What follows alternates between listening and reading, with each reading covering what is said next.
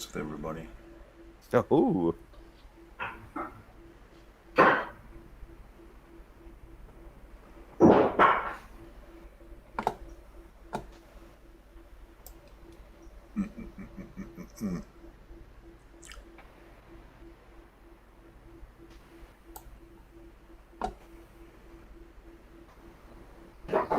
Alright, looks like we're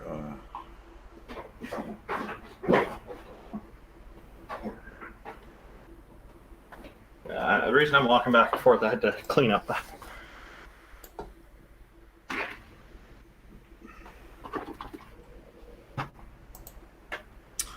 Alright, looks like we are live. We are live in the hive.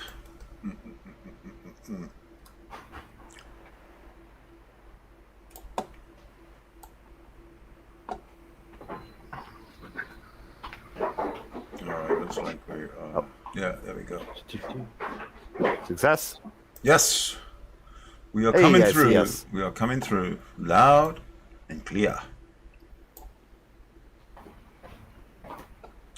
And the main focus of our attention tonight is Randolph Richardson cleaning up his work, his construction area. Yes, priorities are important. They're very Yeah, afterwards I always clean up because then the next day it's nice and tidy. You're so organized. So, when is this this obsession that we have with Gary Milne and Evan Phillips and Jim Barber and all those other crazy Christians? When's that going to sort of reach the point where we're no longer interested in it anymore? It's no longer fun. Ever? I'm not obsessed. I don't think obsession's quite the right word. For me, I find that it's very good practice because he pushes really hard as an interlocutor. So I actually find I gain quite a lot of experience every time I chat with him because he is kind of tricky. He refuses certain things, and then when I'm debating with other people who are aggressive, because I've practiced with him, it's actually not as hard with the other aggressive interlocutors. Okay. So I do find that the practice with him is good. I know it's kind of, he likes to conduct an interrogation, is what I've always called it, and I see other people call it that now too, which is good, and because I think that's what it is he's doing. So I think anybody who engages with him, if you're willing to let him do over 80% of the talking, you'll probably make a fair bit of progress compared to if you're trying to treat it as a debate and go back and forth, because he doesn't like those very much, it seems. But there's got to be a time when we're going to get through to him rather than him banging his head against the brick wall that is us. Well, maybe. Some people are just stubborn as a cat. You can just never get through to them. I don't know if he's that type. I certainly hope he's more open than that. He seems like quite an intelligent man to me. He's very, I would say when it comes to the obsession, it seems more like he's the one who's obsessed with this whole idea of God being the master of everything in the universe. Mm-hmm. He has a different phrasing for it, of course. Like everything's contingent on, all facts are dependent on God and all this kind of stuff. Well, oh shit. I take a more pessimistic approach than Randolph there. Let's hear it. I think Doth knows that he has achieved a certain level of success with his brand, and he is more interested in promoting the brand of Doth Dawkins than having an actual conversation as a human. So, and I very much agree with what you said in the sense that other people want to follow that brand, so they're going to try to emulate him. But reaching Doth and having a conversation with Doth is assuming Doth is willing to have that conversation. I think he realizes that it's not going to benefit his brand to do that. And again, and what you say with Nephilim Free, I think he's along the same boat. Yeah, both the brands will be destroyed if they actually have to engage in an honest debate. Exactly, 100%. Neff and Doth both have a way of talking, and it's a jerk-ass way of talking, but since jerk-ass is their brand, they have to be jerk-asses, otherwise people aren't going to want to listen to them anymore. Well, I've put out a challenge to all three of them, either Darth Dawkins or Gary or Nephilim Free or Mr. Batman, all three of them. I have challenged them to a small debate using the original script, the original language of Genesis 1:1. Instead of relying on interpretation and translation, let's go straight to the original language and let's talk about it. Mr. Batman has bragged that he can do this. I have to assume that anybody who is a scholar of scripture, if it's Old Testament, then they have to study it in Hebrew. If it's New Testament, then they have to have studied it in the Greek, in the original, so that we don't have to have these stupid little discussions about interpretation and translation and nonsense like that. That's what I want to do. But enough. I think what were you saying here?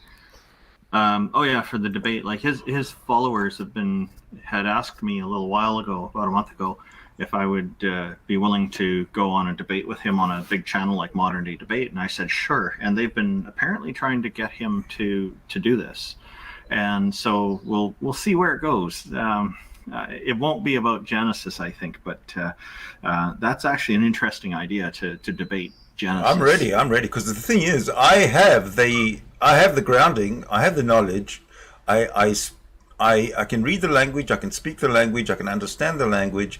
I don't need to translate. I don't need a translation or an interpretation of the Old Testament, of anything written in the Hebrew language, because I can read it. I don't believe that either of our three idiotic Christians can read neither Hebrew nor Greek. So where do they get their grounding where do they get the basis for the arguments from if they don't know the original language that it's coming from?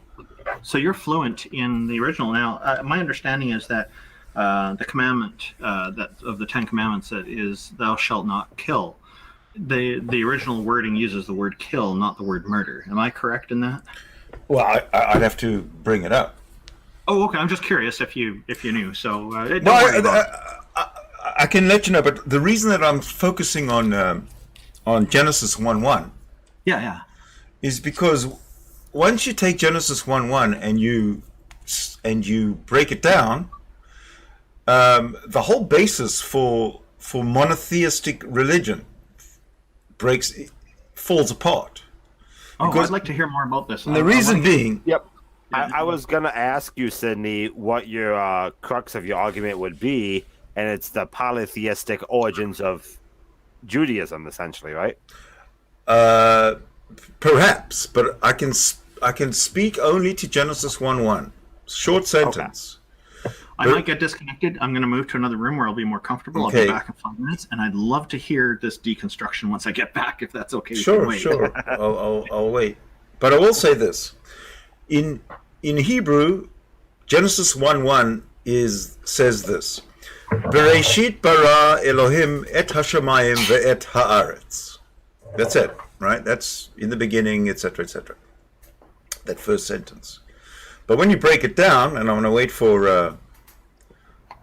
Randolph to get back. I need probably about 3 or 4 minutes. All right, no problem. I need to get a little Okay, clean. in the meantime, I'm going to do a recitation of Shakespeare's sonnet number 7. Ooh. Just kidding. Ah. I didn't even know. I don't know if there is a sonnet number 7 or any. I don't know either. I was just willing to accept that it would be good. That's what I was. So when Gary Milne reads Shakespeare, how does he interpret Shakespeare?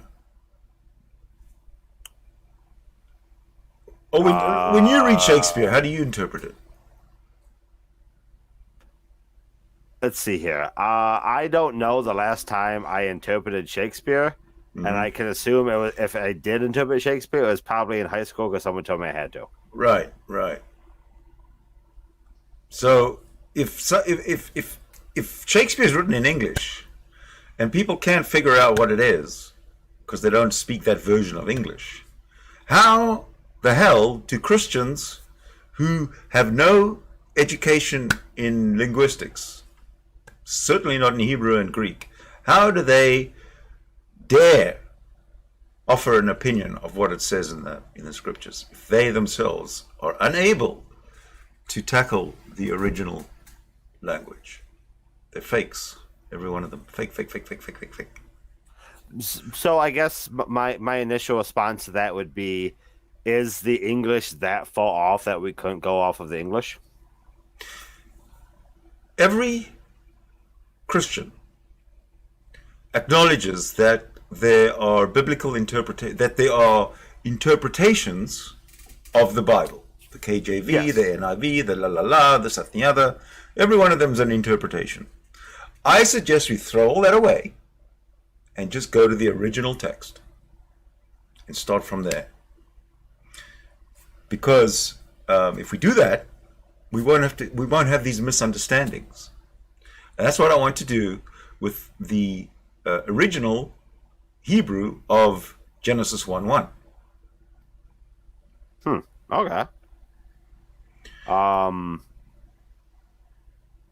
So I guess. So I'm trying to. I would. This is something very unfamiliar to me. My background's in physical sciences, geology, not in what you're talking about. So, is your assumption that upon doing that, interpretations would be different than what is already established? Like, Yeah. what are people Yeah. screwing up essentially? They are screwing up. The main thing that they're screwing up is where in Genesis 1:1 it refers to gods in the plural. They're screwing it up by interpreting that as being one God, where it specifically says gods plural.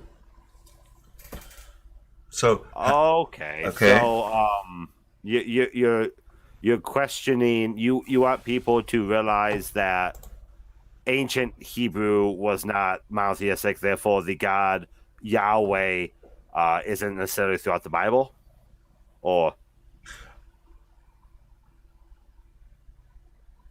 like I'm trying to translate your no, the way the you think it is Yahweh is not in Genesis 1:1. Okay. Genesis 1:1 says Elohim, which is gods in the plural. Just like it says Shamayim, which is a plural.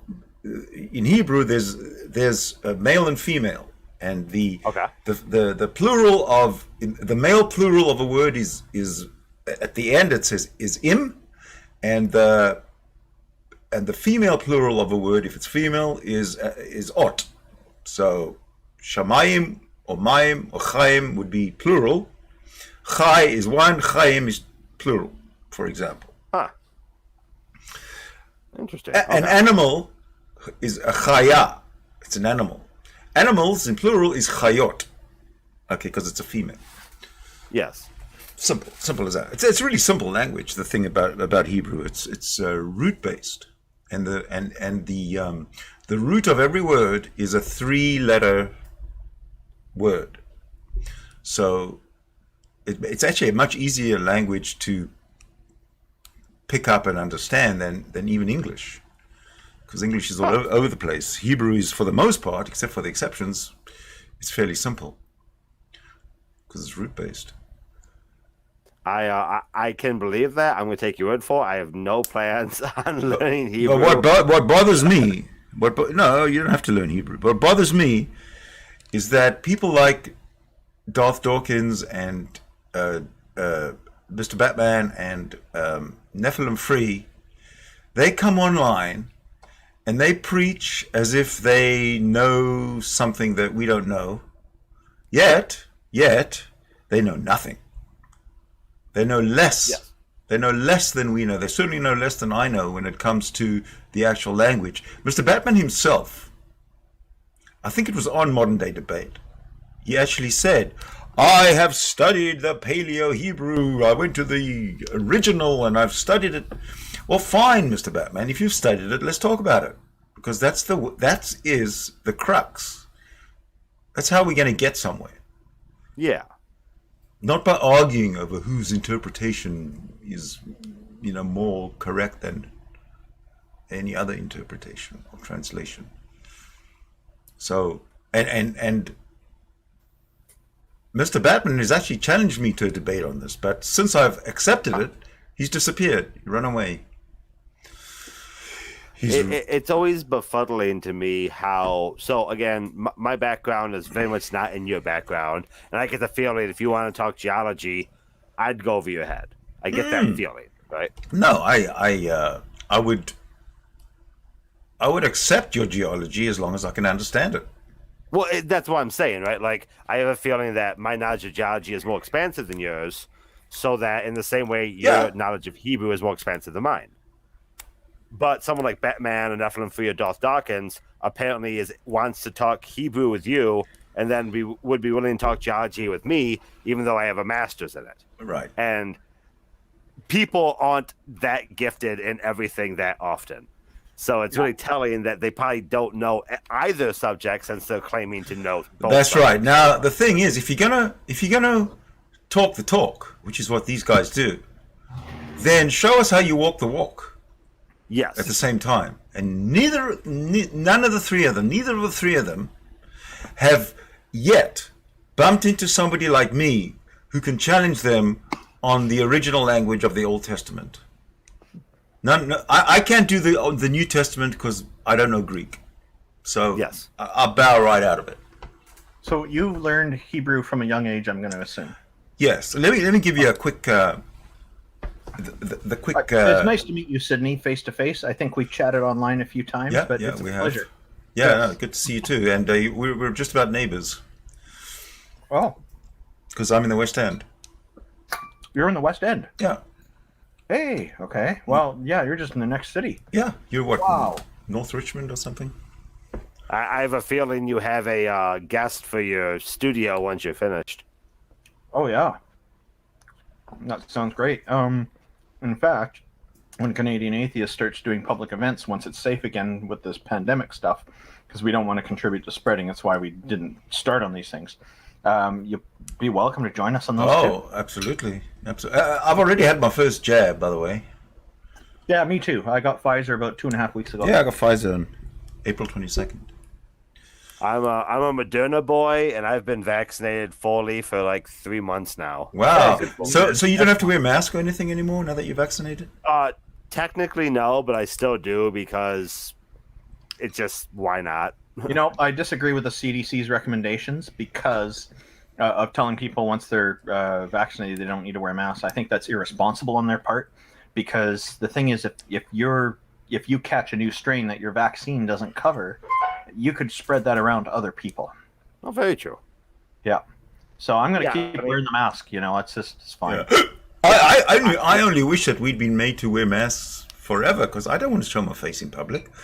I have no problem with walking around, with a toque and a mask and anonymous. I love that. Walk around with a ski mask. Go do some banking in a ski mask. Yeah. There you go. You can do that these days. Okay, now, I was going to say to you, I was going to give you a background of how, I can't just claim to know Hebrew and then you believe it, or, you take it on faith. So this is how it worked. But if people tell me they know another language, I usually believe them. Mm-hmm. Yeah. Well, let me tell you. When I started school in grade 1, I was sent to a Jewish school, a secular school, but Jewish.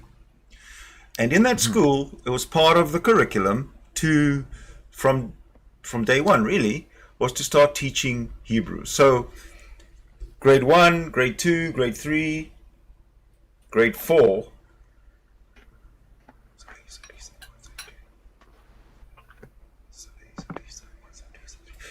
Okay, up to grade 6. Okay, so in grade 1 and 2 and 3 and 4 and 5, you learn they teach you how the letters. They teach you how to write. They teach you how to read, how to teach you how to, a little bit of vocabulary, a little bit of grammar.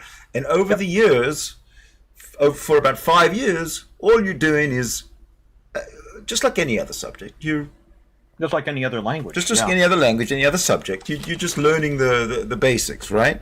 We put our kids in Chinese school, same thing. Right. Now, after about 5 or 6 years, they brought out the Old Testament so we could learn to read the Old Testament and maybe understand it.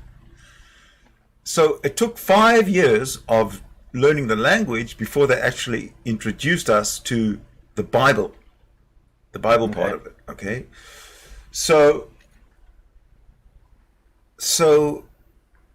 I have a grounding in the language, and now the biblical script is presented to me, and I can read it, and I can. But they bring the original Hebrew one in. Yeah, I mean, I can read it. I can translate it. The translation of the word gods into the word God in English is wrong. It's just pure wrong. Because Elohim is gods. Simple as that. It means gods. Are you saying Judaism is actually polytheistic? Must be. Yeah. Wow. It says so. All the Christians and all the Jews refer to Genesis 1:1. In the beginning, right? But they don't say gods.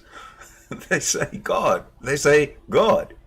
So they're all wrong. They're just plain wrong. And I want to take this up with a theist, especially one that's knowledgeable about the original text and doesn't need a translation. Because then we don't have to argue about, does it mean gods, does it mean this, does it mean that, this KJV says this and NIV says that, and we don't have to do that. And I'm trying to get That's into very much a theory I've heard with the Northern Southern tribe conversation. I think Useful Charts did is the first 5, who is the author of the first 5 books of the Bible video recently, and he went over exactly what he's talking about, where you had like the Levites and the Israelites, and they were the northern and southern tribes, and who they were associated with archaeologically speaking, and they were different cultures that kind of condensed around a later king, and then they condensed their individual beliefs together at like Solomon or something like that. And he was actually the first king of Israel. Like David wasn't. David's like more figurative, and Solomon or someone like that's more literal. So what Sydney's talking about is something that's going on, to my understanding. And this is so I'm trying to interesting. find the video I'm talking about. Yeah, that would be awesome. Also, I think this whole Jesus story is a concoction. If you look at, a lot of people say that. Yeah, if you look at the reasons. Yeah, if you look at the situation in Judea and Samaria, which is the home of the Jewish homeland 3,000 years ago, if you look at that situation during the first century of when the Romans came in and tried to fuck things up, life was really bad. Life was apocalyptically bad. So I think that in the environment of the zealotry of the Jews at the time, of the monotheistic Jews at the time, and their reluctance to embrace paganism that the Romans insisted on, and the Roman response, coupled with the inter-Jewish infighting and civil wars, I think that period of time in the first century was like, Gaza during the Israeli bombing. It's just nuts. Do you think that the part of the reason for the infighting of the Jews in that time was over different denominations of Judaism? Probably. Who knows? Jews, they always argue. They're always arguing. They're always fighting. It's if they've got nobody else to fight with, they fight with themselves. Probably And I the know same that with this any. is the reason that Muslims fight over their denominations, Christians fight over their denominations. So it's just that's kind of why I was asking. There's a similar line there. Yeah. So Cryptomeria, I was going to say that. So you've got all these guys with the apocalyptic messaging. Cryptomeria says 50 people that were spewing end of times nonsense, right? Then comes 30 or 33 when apparently this alleged Jesus is killed. Okay, you got a situation where preaching and proselytizing has pretty much taken hold in all of Anatolia, that area there in Greek Anatolia. And the promise of this good news is that within our lifetimes, being the people at life at the time, Jesus is going to return and end of days and rapture and all this kind of stuff, right? Turns out that during the lifetimes of the people who were contemporaneous to Jesus, nothing happens. There's no return. There's no end of times. There's nothing. It's just nothing. So the whole idea of Messianic Judaism pretty much dies out because it's a scam. It's a hoax. However, 20 years later, we get the story of Paul having his little vision and starting to write his letters and whatnot, which makes up the vast majority of the New Testament before the Gospels. So what Paul has done? Paul has done is his main argument is that he met the brother of Jesus. That's how he knows that Jesus exists, because he met the brother of Jesus, James. Where is the contention? Where is the argument? Where is the debate about that particular instance? That Paul is the only solid connection to that time, but Paul himself never met Jesus. Says he met Jesus' brother, but so what? That doesn't mean that Jesus existed. That doesn't mean that Jesus had a brother. That doesn't mean anything. But that's the best argument, and I want to take it out. I want to lay it on thick, because Christianity, as a leading ideology, has to be crushed. It's dangerous. It's abusive. It's regressive and has no place in the 21st century. That's my rant. Otangelo, come on in. There we go. Well, I hope you can find somebody. Do you know James the Modern Day Debate? No, but I watched them a lot. Okay, you know what? If you're on Twitter, I can introduce you to him, because he'll probably be able to find somebody to debate with you on this if you're interested. Oh, it's not really debatable. That's the thing. No, but I mean, you're saying you want to talk with a Christian who has a different view on this. So, well, all Christians have a different view, but none of them have the balls to stand up and defend their view with substance. None of them. James might be able to find somebody who thinks they can. Well, there's Artangelo's in the... Will they be successful, and will they talk are two different Artangelo's in the side chat there. Why can't he come in? And Hi, Artangelo. Come on in. Come on in and give us your best. He exists. He's omnipotent on the internet. Otangelo? Yeah. I don't think I've ever been in I don't think I've ever seen a YouTube video that Otangelo wasn't in. Period. Like every YouTube video. Do you realize that once Otangelo dies, YouTube dies? Basically, yeah. Then we must preserve Otangelo and keep him going at all times. Absolutely. In fact, let's resurrect Otangelo. If he goes away. If he dies, yeah, we'll make up a story. We could always set up a I troll mean, account. people are so gullible. Well, They'll accept anything. They'll Yeah. they'll believe anything. Well, we just throw him in a cage. Oh, here he in front of it, and comes. 3 days later, you know. Hey, man. Otangelo, Hey. good to see you. Hello, Otangelo. Welcome. We can't hear you if you're talking. No, we can't hear you. Ugh, I feel so uncamered right now. I'm just a lonely avatar. And all You these look, big you, heads. you've got this avatar aura about you today. Yeah. It's okay. I have a good avatar. He's cute. Yeah, it's a good-looking picture. Got some nature going on there. Exactly. There's a little tree-shaped polygon or something. Yeah, why not? Is that what that is? And Is you're that what going it I right. have no idea. I can't remember where I found this picture, so I can't get a not beaten up resolution version of it. Oh, send me a copy. I'll see if I can find high res. I can usually find these. Anybody who wants to join in, I've pinned the link at the top of the chat. Come on in. Okay, so Otangelo is noting that he's having some issues with his microphone. So hopefully he'll get that straightened out shortly.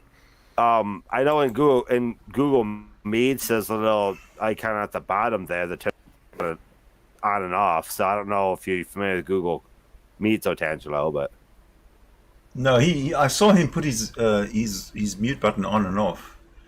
He's just we can't hear okay, him. so that's fine. His microphone's not plugged in or something.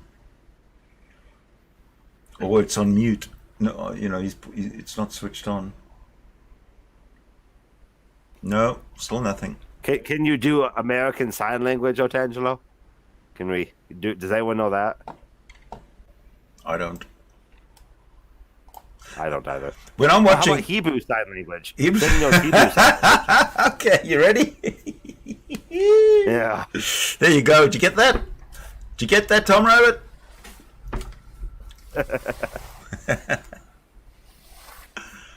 You want Randolph? You want me to email you or send something over Twitter? Or what's your preference? Twitter's fine, yeah. For what? And then Alright, I'll what see the what I hell's can your find Twitter? for you. I've got some tools I can use to try to find things that are sometimes successful at finding things that are otherwise not findable. There you are. There's Randolph. Hey, you had one tweet in the last hour, by the way. Yeah, I know. I just promoted this public YouTube show. Thank you. Ah, there you go. Come on, Otangelo. You're keeping us in suspense here. Maybe if Otangelo exits and then tries resetting his audio stuff and then coming back in, maybe that might help. Windows gets finicky sometimes. Or try a different browser. This Google Meets works quite well Yeah. normally, so I guess he's going to try that now. Come in with Chrome is what I suggest. I What- use Opera, what do you want? Chrome and Firefox. They all work. I'm on Still okay? Firefox. I'm doing Oh, fine. okay. Fair enough. Internet Explorer is a bit weird. Jack of Things Trades like- says Hebrew Sign Language is rubbing your hands together like this. Ah, boo. Don't sue me! Don't sue me. That's too saucy. Let's see here. What do I want to do? Okay. There you go. Oh, God, I'm getting tired. No, it's not allowed. Hey, I got a young kid. I'm not an old fart like you two. I got young children to run around. I got children too, man. So why should we suffer? Yeah, and then what? 40s? No, one's in elementary school, one's in just finished university. Oh wow. Otangelo, how are you doing there? Otangelo, we still can't hear you. Otangelo, try checking your various volume controls. I apologize, Randolph. I assumed you were older than you were. My bad.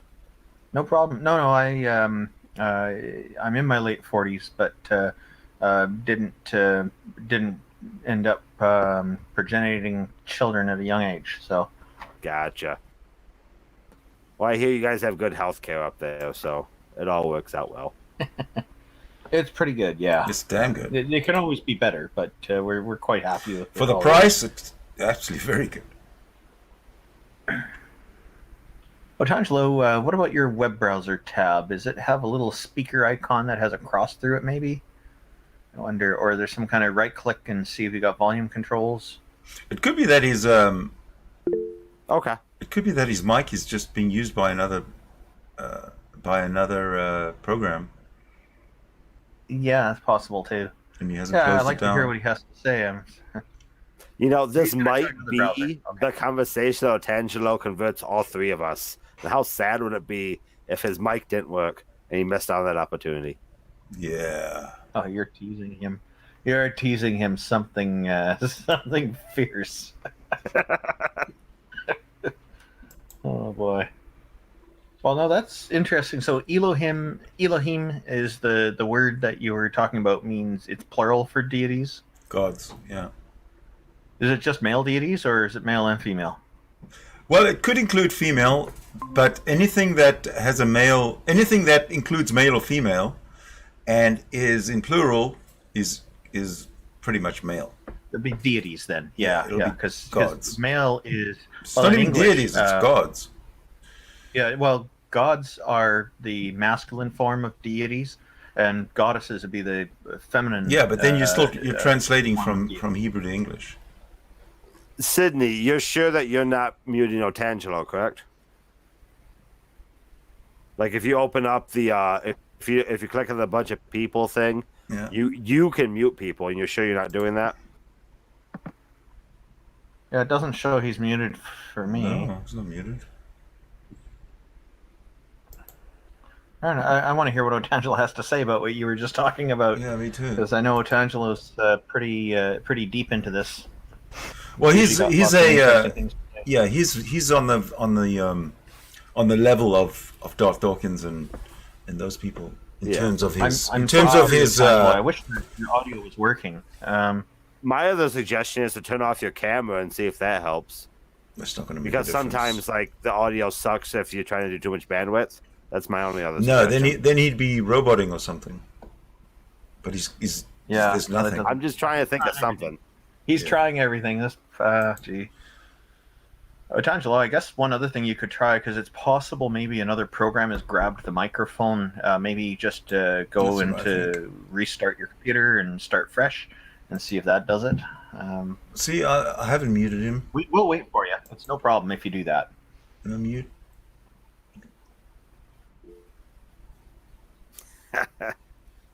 He's a StreamYard fan. I've never used This is StreamYard, so I don't know. Otangelo, Google Meets. Use is- StreamYard next time. This program does not work. Google Meets has been around for a lot longer than StreamYard, and this is the first time I've ever encountered anybody with audio problems on it. So, yeah, And StreamYard costs money. Google Meets doesn't. Close your StreamYard down. Perhaps it's hogging well, your I'm microphone. suggesting he try rebooting his computer. Yeah, that might Well, work. I would have liked to hear Program's grabbing his I'll mic. just have to catch it on the reback. I gotta go to bed. I am up way too late as it is. Good night, So- Organ. Good night, man. Come back anytime. Nice chatting. Take care, guys. Have a good sleep, sir. Good to Yes, talk with you again. of course. Anytime. So, yeah, there's. So they're both left now. He may try restarting and coming back. Yeah. If not, it's okay. So, yeah, that's. I enjoyed English right from high school. I had a teacher who put a lot of puns into things, and there's quite a lot to linguistics and stuff as well. It's very interesting how this stuff works out, and I find the English, the way the words get used, are sometimes confusing and ambiguous. It's just how the language gets used, right? So, but when it comes down to it, like, I look at Christianity and Islam, and I see references to God, the Father, and it's always he. Always references him. They never reference as her, as a she. It never happens in both of those, and they're very clear about it. And then when I look at something like Buddhism, where they have goddesses and gods, the goddesses, like Guan Yin is probably the most well-known goddess. and the Happy Buddha is the most well-known god. They're both deities, and their sexes are very clearly defined and specified there. So that's kind of I go along with that because I know quite a lot of people, especially when I was younger, who were into Buddhism. And there's temples around the corner here. In here, I'm in the city called Richmond. So here it's which is next door to you, your city. But I lived in Richmond for decades before I moved to Vancouver. yeah. I lived in So, Stevenson. well, the Chinese population has grown a lot over the decades, and it's still quite multicultural here too, though. But like the Buddhist temples, How's it they have multicultural when it's all Chinese? It's not all Chinese. That's what I just said. It's you have a lot more Chinese people here, but there are people of all nationalities here. I live here. I lived in Richmond ever since I entered Canada, and I landed in Richmond, and I lived in Richmond up until 20-something years ago, 23 years ago. Oh, okay. So I've seen, when I moved into Richmond, it wasn't Richmond, it was Ditchmond. Yeah. Okay, back in the Yep. 80s. Yep. Oh yeah. Back in the 80s, that's what it was called. Right. So, yeah, in the last 20 to 30 years, it's been 20 to 25 years. There's definitely been a lot more Chinese people moving here because I think this is considered the new Chinatown versus downtown Vancouver's old Chinatown, which has been getting gradually smaller and smaller as businesses are moving up here. I don't think that'll ever disappear, but the Chinatown in Vancouver has shrunk. Mm-hmm. I've noticed since the 1980s, quite significantly. And but here I see multiple cultures. Now, Chinese is definitely one of the major ones, but it's in here, I'm seeing also there's a significant East Indian population. There's some Native Indian people I know here, First Nations. There's people of all nationalities here. There's plenty of people who are white. There's people from other countries. There's Russians here. There's a whole Russian population here. So it's quite mixed around here. I know, but I get the feeling from the Chinese that they want nothing to do with non-Chinese. For example, really, yeah, you go to a store, you go to a mall, a shopping center, and all the stores in Richmond are all the signs are in Chinese. There's no English. You don't know what's being sold. You don't know what kind of a store it is. Nothing. So I get the feeling that I'm being excluded. I don't see that in East Indian or Russians or Ukrainians or any other ethnicity that you mentioned. Every other one, you go into a store, which is whatever it is. It's in two languages. It's in Persian or Russian or whatever, and English. With the Chinese, fuck the white people, fuck the non-Chinese, it's Chinese only. That's the feeling I get. Well, I've not noticed that at all here. Like just about every Chinese shop that I've been in, there's English as well. Now, of course, there's going to be more stuff going on in Chinese because more patrons are Chinese. But the number of shops here, I can tell you, a number of years ago, the government here, the municipal government, put in because somebody was trying to raise this and introduce a bylaw that would be a violation of our charter rights here. So I actually went and I fought against it because I'm an advocate for freedom of expression. I went there all 3 times and fought against it, and all 3 times the law didn't go through, which is good because otherwise there'd be charter rights and charter challenges, right? Charter being part of our Constitution.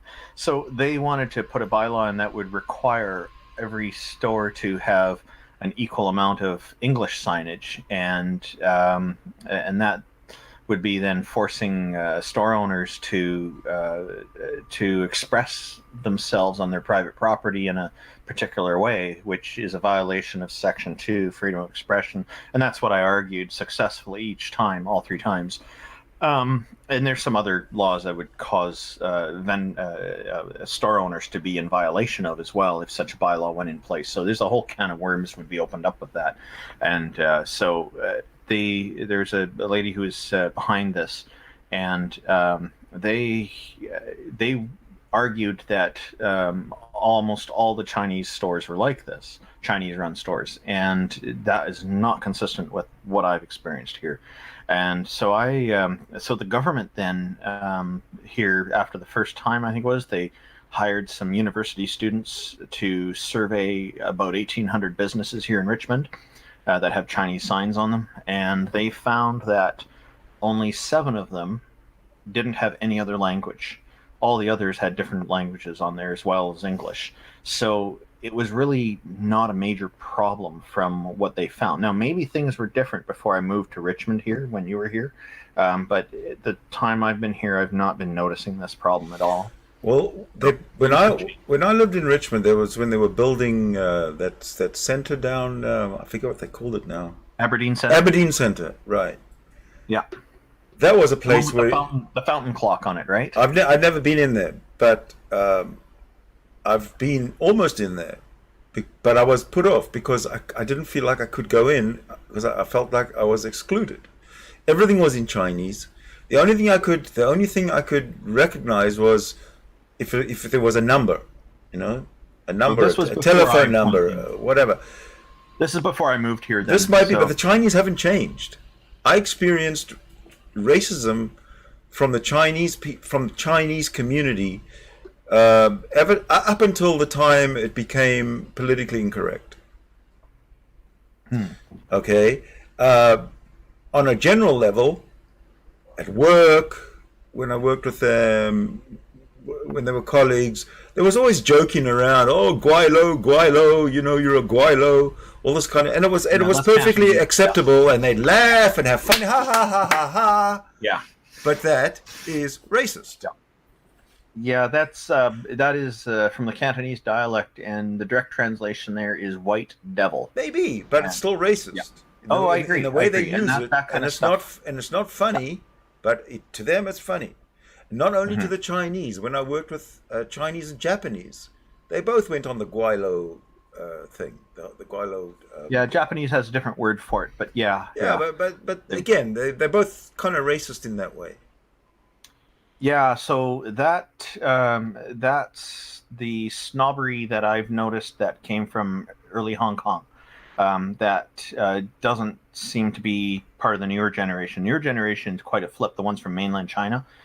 There's been quite a few who want to be more like the white people. So it's the opposite feeling. It's still some kind of strange idea, but I got a story. I used to work at London Drugs on Number 3 Road back in the 80s. Okay. And there were some Canadians working there, Chinese Canadians who were born in Canada, and they were, fully Canadian. They didn't even speak Chinese. But the funniest thing, in 1987 and 88, I think there was a big wave of immigration from Hong Kong. So we were in Richmond. The Chinese were immigrating into Richmond. And a lot of them used to come into the store. And because they're Chinese and they don't speak English, they go up to the Chinese guy behind the counter and start speaking to him in Chinese. They didn't have a clue what he was talking about. Yeah. That to me was hilarious. It was embarrassing for the poor guy. Well, they have a term for that, banana. Banana, exactly. White on the inside, yellow on the outside. Yeah, that's one of those terms that comes up. And so I joke because I'm learning Mandarin Chinese for many years. And I first learned from about the accent, the pronunciation of the different sounds. And I picked up the Beijing accent because the first friend of mine who recorded on an audio cassette for me had a very strong Beijing accent. So I ended up picking that up, and I try to preserve it because I find the reaction from a lot of people from mainland China that most people really like it. So anyway, they sometimes when I'm speaking, because the pronunciation comes through really well, instead of asking me if I was ever in China, they ask, how long were you in Beijing? So I know I got the accent right. But it's an interesting language. When I was talking to some of those people, instead of the term banana, a term that comes up would be egg, yellow on the inside, white on the outside. Yeah. So no, Yeah, I'm but pretty familiar with the Chinese community, and I do agree that there are a few bigots in there, but I find a their few. numbers are far and few between. Oh, come on, come on, come I'm not kidding, man, on. because I I know got I know what the stories. I derogatory got terms are. stories, that personal stories of being. Yeah, but yours are coming from an earlier time, before you had very much immigration from mainland China. No, So no, the no, attitude's no, no, fairly no, different. no, no, no. Let me tell you my first story. I was in Okay. computer school, Mm-hmm. and one of the girls who worked there, one of the ladies who worked there, um, she was in charge of the library or something, so we'd have a lot of interaction. She's Chinese, but I mean Canadian Chinese. I don't know if she even spoke Chinese. Obviously she did, but totally Canadian. So she asked me. She was a member of the UBC Chinese Association or whatever, and they were Mm-hmm. having a dance. They had a dance one night, so she invited me as her guest to go to this UBC dance thing. Yeah. And I said great, no problem. But there was some there was an issue.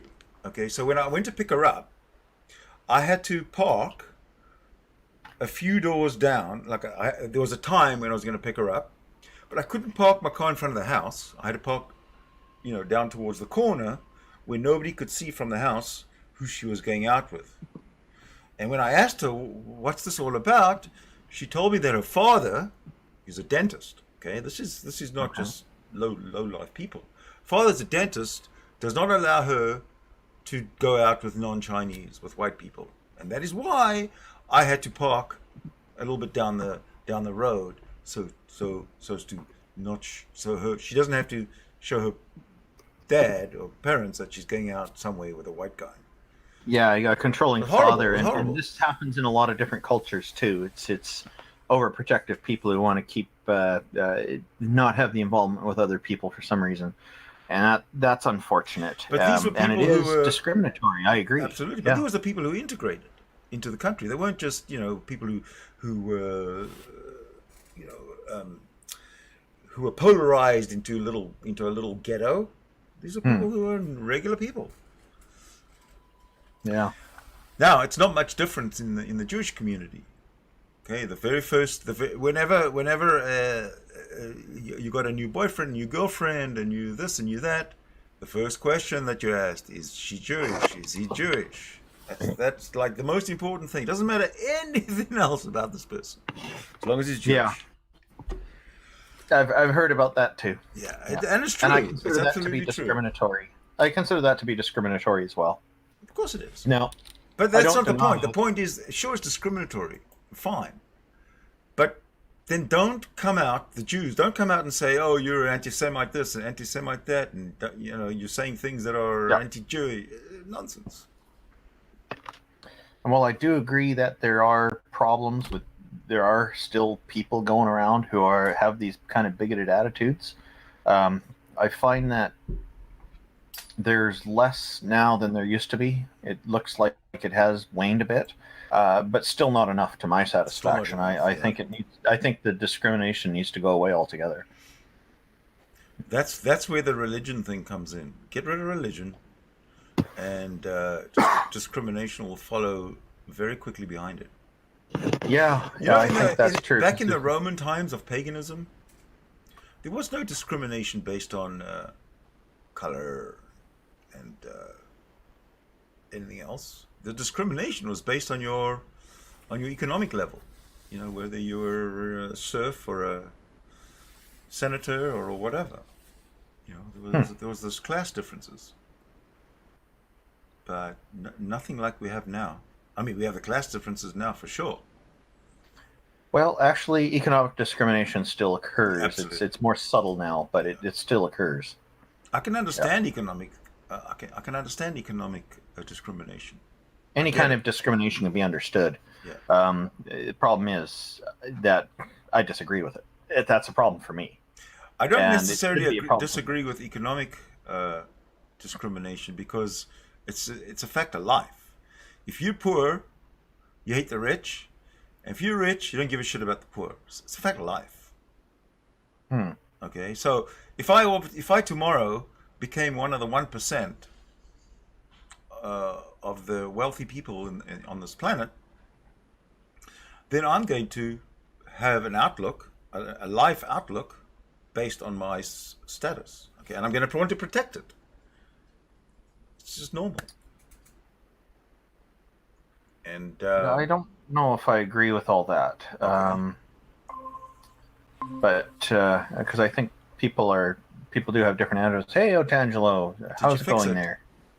No. Oh, gee. Unbelievable. Oh, man. I wish the audio was working for You're him. right, Cryptomeria. Canada's not that cute. Yeah, I think it really depends on the individual's nature as well. Because there are plenty of people out there who won't discriminate, even when they are rich. And Now? There we hey, go. we can hear you now. Yes, Hey. yes. Okay. What was the problem? I don't know. Well, you Oh, fixed well, it. it's working finally. Hey, Very welcome, good. Otangelo. Good to see you again. Yeah. Yeah. So I was hearing you talking about Christ's command, I think, and you said it was deleterious, that it was negative. And I asked in the side chat, what is negative about Christ's golden rule and first command to love each There's other? no Christ's golden rule. It's not Christ's golden rule. The idea of respecting everybody and treating them nicely is not a Christ thing. Well, it is in the gospel, in the New Marcus Testament. Aurelius predates Christ, doesn't he?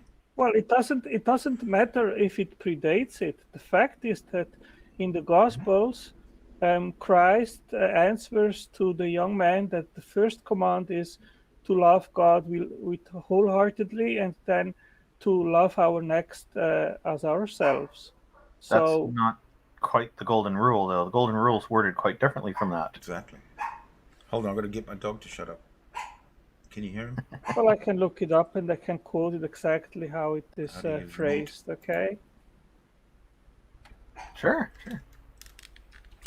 But the thing is, isn't the golden rule, as it's known, part of Old Testament? Yes, it is already in the Old Testament, and then it is repeated by Christ. Okay, repeated, but Well, yeah, that's okay, the golden not rule Christ. is the Christ doesn't get principle credit. of treating others as one wants to be treated. Yes. It is a maxim that is found in most religions and cultures. It can be considered an ethic or reciprocity in some religions. Although Reciprocity. different, Yeah. Okay. yes, reciprocity Yeah. in some religions, although different religions. So, do you think this is a good or a bad rule?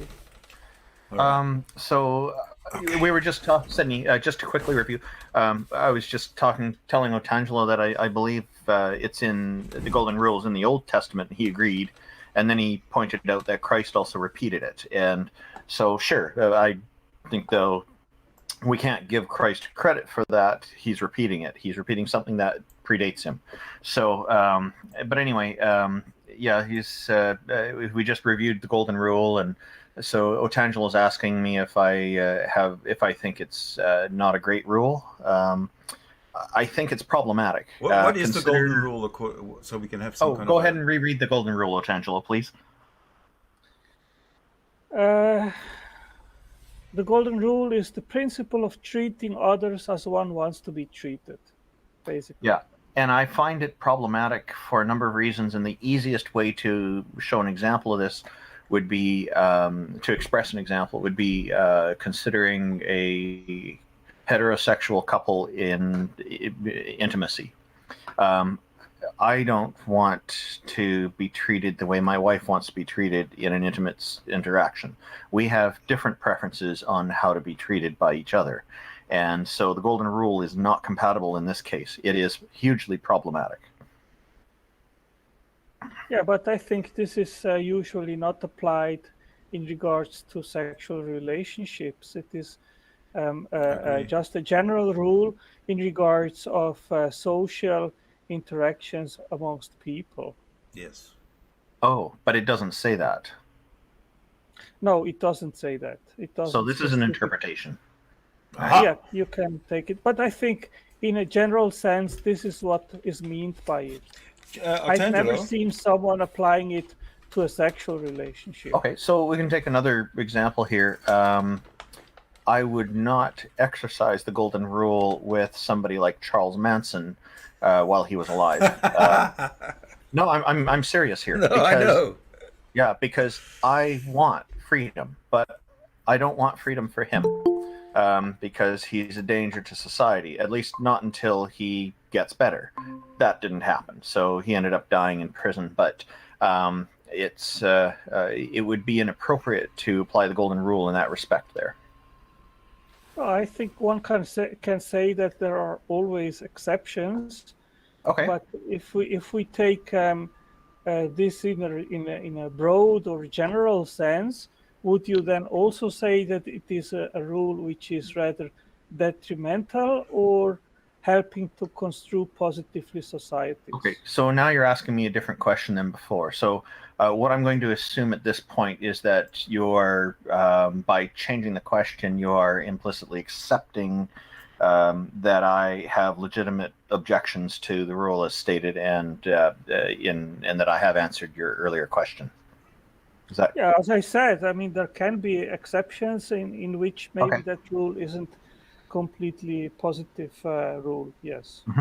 I'm going to leave it to somebody else to answer your updated question for now. Question. What is it? What's the question? Hello, skeptic. He's muted. If the golden rule is, in a general sense, in a broad sense, positive, influencing societies, if we apply it to treat others as we want to be treated by others, if that is positive or negative, Well, it's humanistic, it doesn't matter and if it's humanistic, it's positive. I am just asking if it is, in a general sense, a positive or a negative rule. Positive, of course, it's positive. So I have an alternative for you to consider.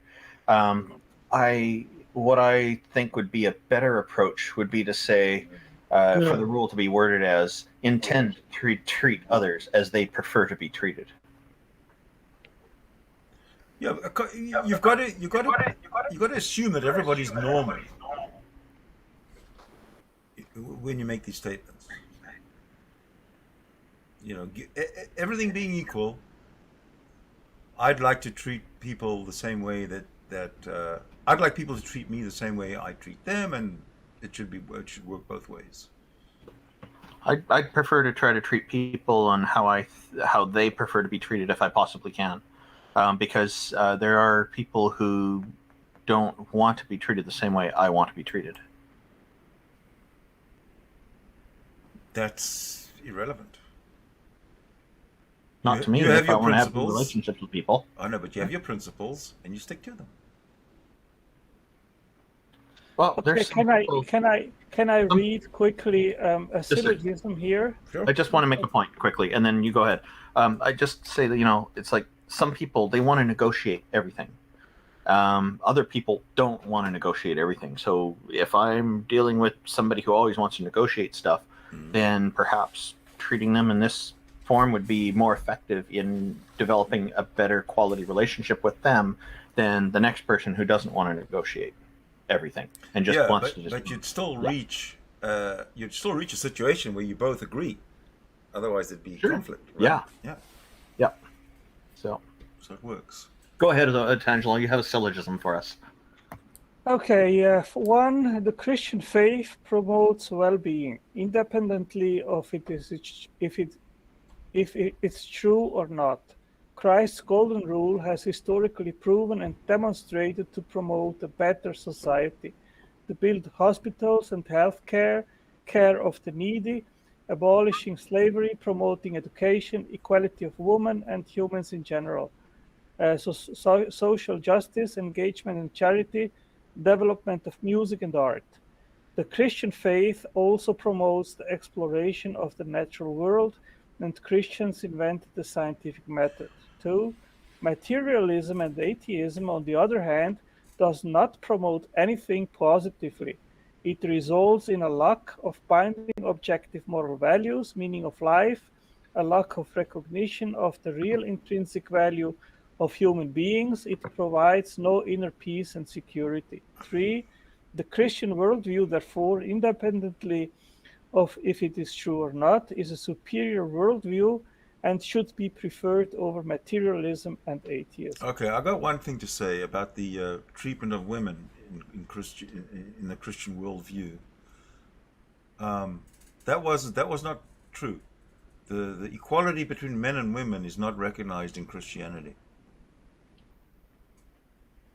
That's Well, been my I do take reference to how Christ treated women, and I think Christ is a mirror of how Christians should behave, and therefore he is also a mirror in regards of how we as Christians should Well, treat women. Christ didn't get married. I hope you didn't get married. I was just going to ask, did Christ have any children? Well, No, how do you know? Okay. How do you know? I don't think so. So, but, hang on. So we'll follow this. If Christians should follow Christ as a model of how to live their lives, then I guess by implication they should not be making children, because Christ didn't have any children. No, nowhere does the Bible say that. Well, you Nowhere just does said nowhere does Christ say that. But what we see is how Christ treated women Where do in we see general. this? Where do we see this? Well, you can read the Gospels. There are Gospel, several examples. But the Gospels, we don't consider Gospels to be a source of information, because the Gospels were written a generation after the events, so we can How discount the does that Gospels. matter? How does that matter? Let's suppose even that the stories of the Gospels were 100% fictional. Let's suppose that. Okay, let's Okay. suppose it. Even if that were the case, but we would take them as a role model for us following Christ and doing how he treated women. No, Um, no, you can't. He- You can't he- change the Gospels. The Gospels say that you got to love Christ before you love your wife and your children and yourself and all this kind of stuff. Is this what you want us to believe? That's what the Gospels say. Have you read the New Testament? I'm afraid I have.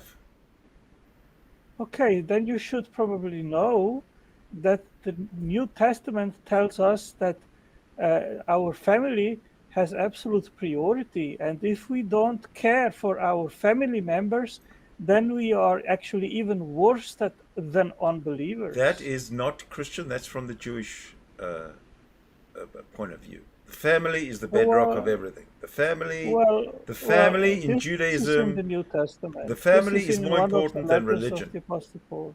Well, this is in one of the letters of the Apostle And Paul. let me ask you a where he question, says that. Artangelo.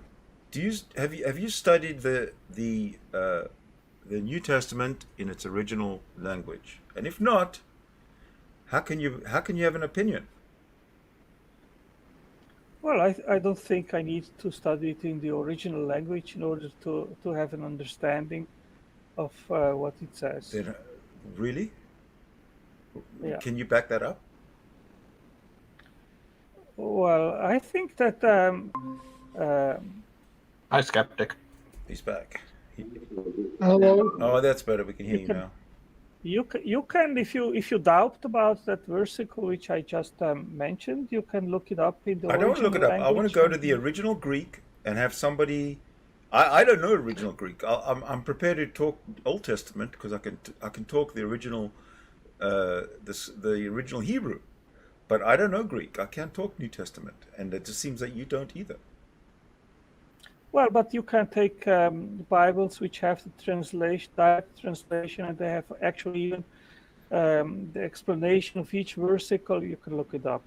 No, you can't trust translations because Genesis 1:1 I in its said, original. I Genesis- said you can take Bibles which have the English translation, and then right next to it you have it in the original Greek language, and That's then right. you have also Bibles where each versicle has a precise explanation of what the That's meaning not is work. That doesn't in the work. Greek language. Of course Doesn't it work. does. You No, can you look it have to up. know the original language in order to be able to comment on it. I'm going to give you an example here. There's there's The Art of Warfare by Sun Tzu Bing Fa, a famous military general and military philosopher from China. He is very well known, and most of the translations are include a lot of errors. One of the most significant ones is when they refer to the environment, like the sky and above.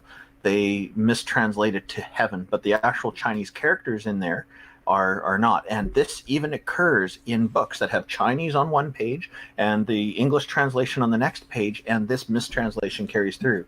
So this does happen. Humans do make these kinds of mistakes.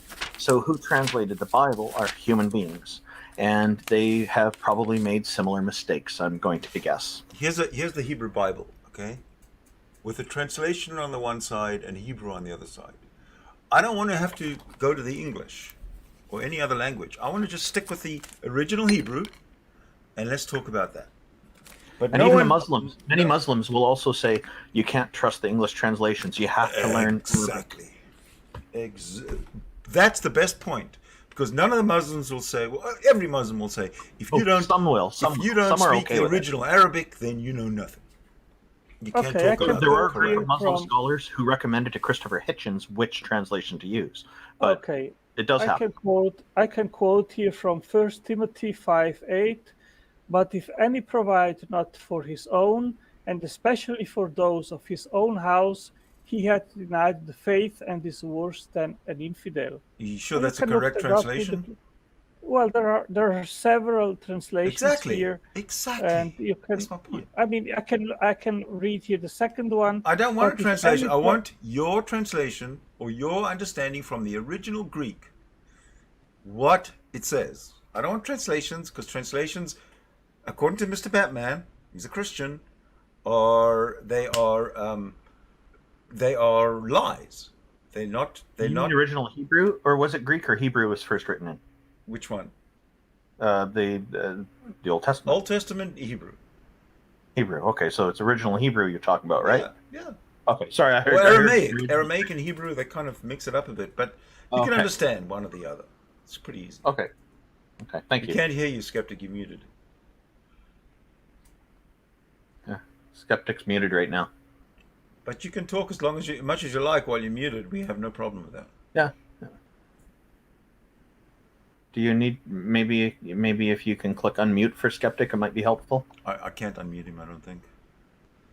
Oh, okay. He has to do it. You can't unmute somebody else. Oh, okay. You can only unmute him if you're the host who muted him in the first place, I guess. I'm not sure about that even. Yeah, he's muted himself, it looks like. He has. I think he's figured a little it out. microphone icon on the screen somewhere. Ah, there we go. Finally. Yeah, hey, Randolph. Hey, Steve. How are you, Skeptic? Hey, Tom. Well, I'm all right, man. My father's dying, but oh no, that's in course of nature. Yeah. Well, it's good you look at it that way. Are you close to your father? Very. Oh wow.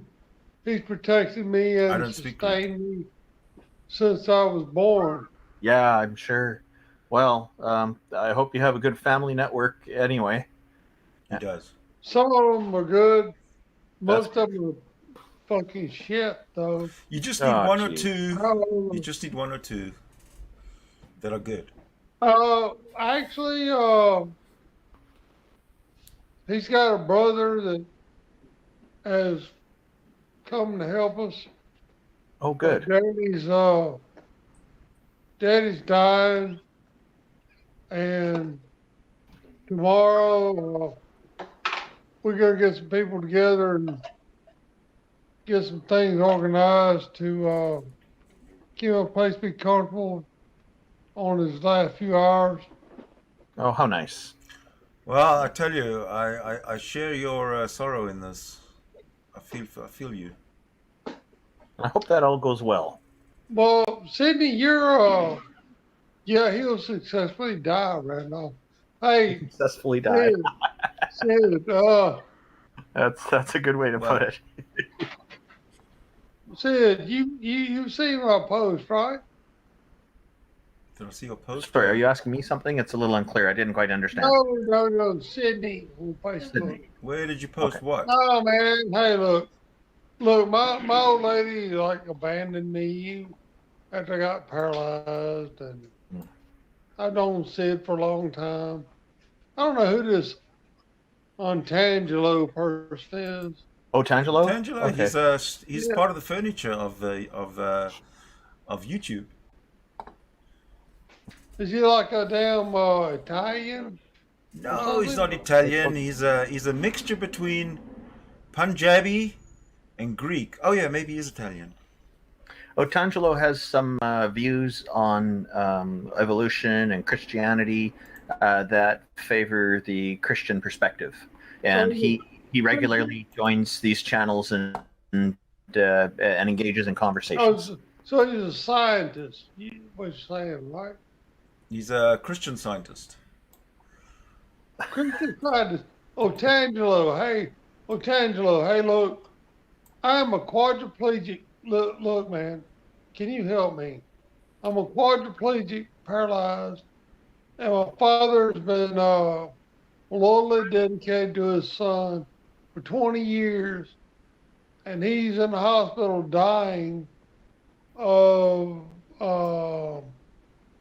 his blood count's low, and they're getting an oncologist on call.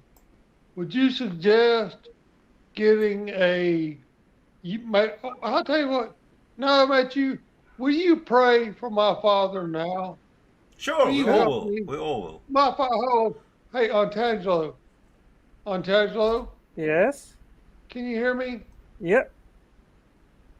If I give you the floor, can you pray for my father and make him not die tonight?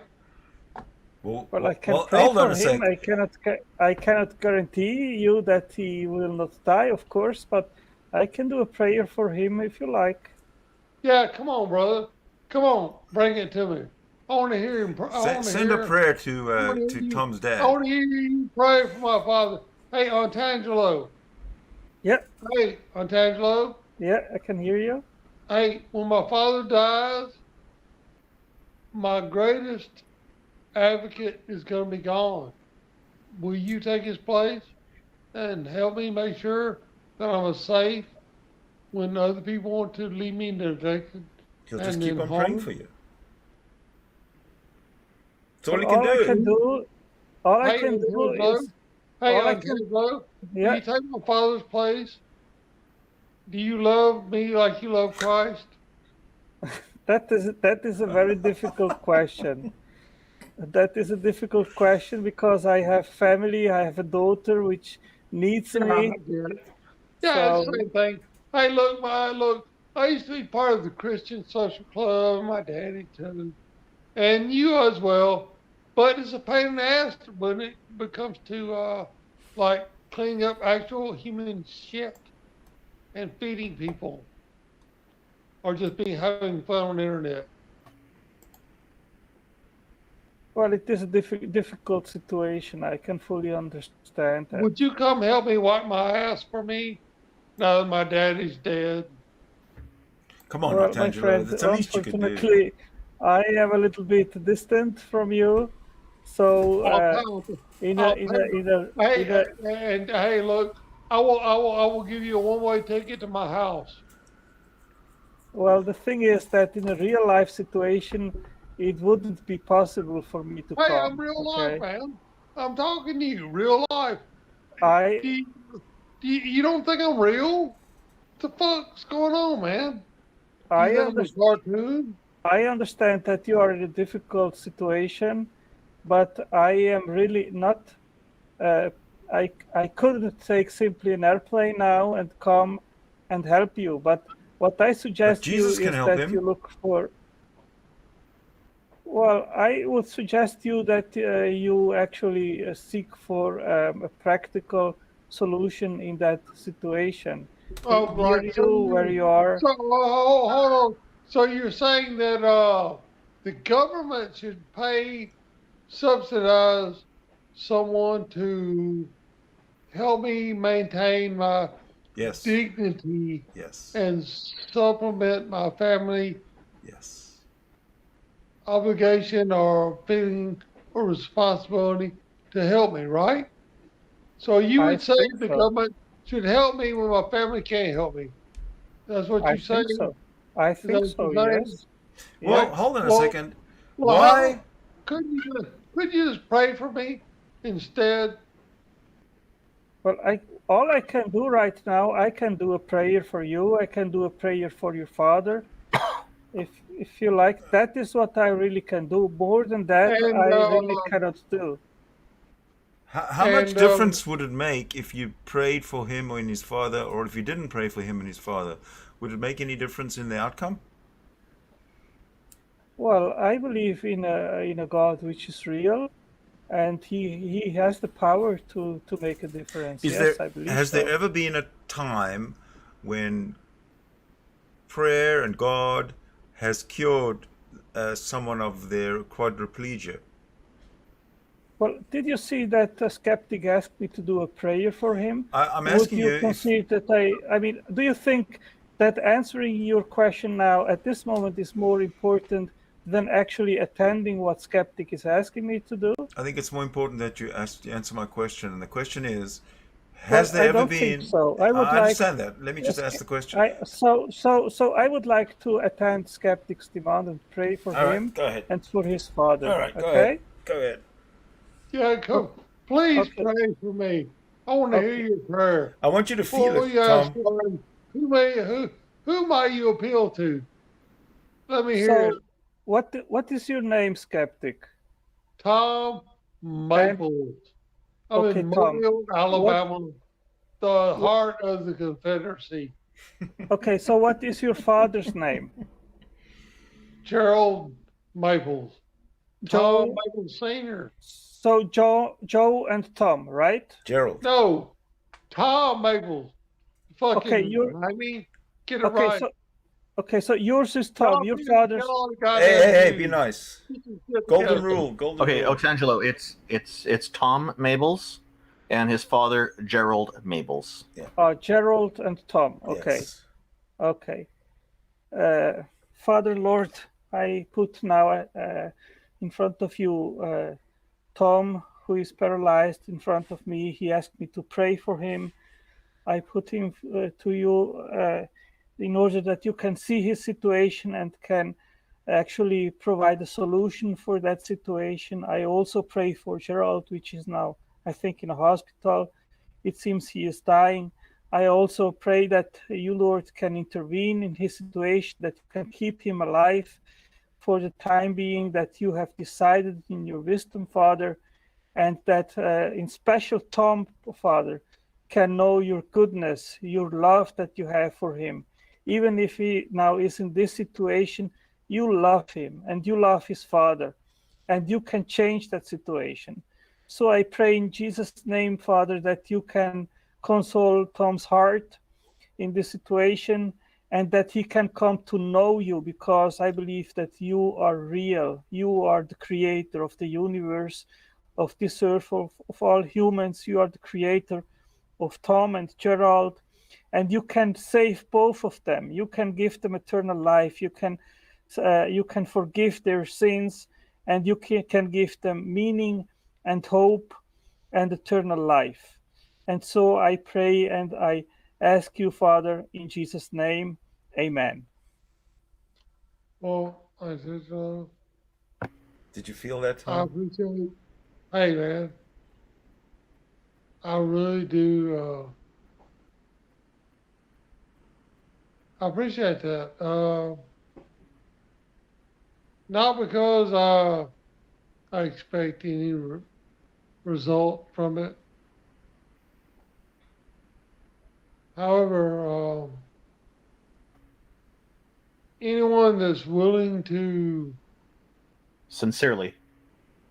yeah, anyone that's willing to sincerely believe that they can affect change in that way, they must have something deep in their core that makes them a trustworthy person. I'd like for someone like you. I'd like as my neighbor, because if you told me something you believed, I would want to assume that it was true. So you're not a liar, I don't think. I really don't think you're a liar, but I do think that you're believing in something that's false. And I'm having a hard time. Me and my support group are having a hard time. Can you understand my language? Yes, I understand what you are saying, Tom. The thing is that I, as a Christian, I have hope for eternal life. And I have meaning in my life. I know why I exist, why I am here. And the meaning of life, in my understanding, is God created us to love us, and that we can love Him, and that we can love each other. That is the meaning of life. Why do we need God for that? And when we remove God from the equation, then we are basically just a product of the universe. We are just simply a brute fact. And the universe doesn't care about us, doesn't love us, doesn't provide meaning for us. The universe I agree. would simply be a provider of our existence, and we would have been evolved from the universe. But the universe doesn't care if your father is dying. The universe isn't caring if you are well or if you are not well. But my God, He cares about all this. He cares about my life, about your life, about each of our lives. And He cared so much that He became human in Jesus Christ and died on the cross for our sins, so that each of us could have forgiveness and eternal life. And you, Tom, you can find as well eternal life. And if your father will keep being alive, you can tell him that even if he dies, he can also have eternal life. And you guys can meet in heaven after that. So my faith, my Christian faith, he gives me hope, while atheism doesn't give you any hope whatsoever. If your father dies and atheism is true, you will never see him anymore. Wait a minute. Look, you've been monologuing for a while. Look, when you get sick, do you go to a hospital? I cannot go to visit your father in your hospital, but No, let's suppose you can't. Do you yourself go to a hospital? Angela, he's asking you if you get sick. Do you go to a hospital? Oh, yes, of course. Well, of course. Yeah. You know why? Because that's what people do that think when they go somewhere where they get a solution to the problem. Right. They're thinking, hey, man, Untangelo. Yes, go ahead. Untangelo. Yes, I can hear you. Go ahead. Untangelo. You have any children? Yes, I have a daughter. You got a daughter. This is kind of weird, but did you circumcise your daughter? Sorry? Did you circumcise your daughter? I didn't understand. Did you He's circumcise wondering your daughter? if you did like a circumcision, like a genital cutting of her when she's Oh, born. no. As Christians, we don't do that. No, but Muslims do. He's not Yes, Muslim. but we as Christians don't do it. Why? Well, because it isn't good. Why is it not good? Well, because it takes pleasure of a woman to have sexual relationship. It is a mutilation. I don't think it is something which is positive. Right. What's the difference in doing that to a boy and a girl? Well, I'm not Jewish, and so I don't. If I would have a boy rather than a girl, I wouldn't circumcise my boy. Right. Thank you, Otangelo. I appreciate. Well, hey, I want to speak here for a sec because I'm a victim of circumcision. I'm supporting Otangelo on this, not favoring circumcision against any children, it sounds like, if I'm understanding Otangelo correctly. Good for you. I suffer from scar tissue tearing sometimes where the circumcision occurred, and so I call it a genital amputation because it's amputation of a portion of my genitalia. I also suffer from phantom pain from time to time. It feels like the cut is happening all over again. Sometimes it's only a few minutes, and sometimes it lasts for hours. Sometimes it's mild pain, sometimes it's severe pain. I've seen my family doctor. She ruled out cancer and things like that. So one time a Christian told me, "Oh, it's all in your head." And I said, "Exactly. You finally you're understanding what I'm saying." And then right away they change it and say, "Well, that's not what I meant." Well, why'd you say it's in my head? So there are quite a lot of people who suffer from phantom pain from their circumcisions. And you're right, Otangelo, it does interfere with and impede somebody's ability to enjoy sexual intercourse. So I'm very glad for you and for your children for not supporting genital mutilation. Thank you for that. You have my respect for that. Applause. Okay. Yeah.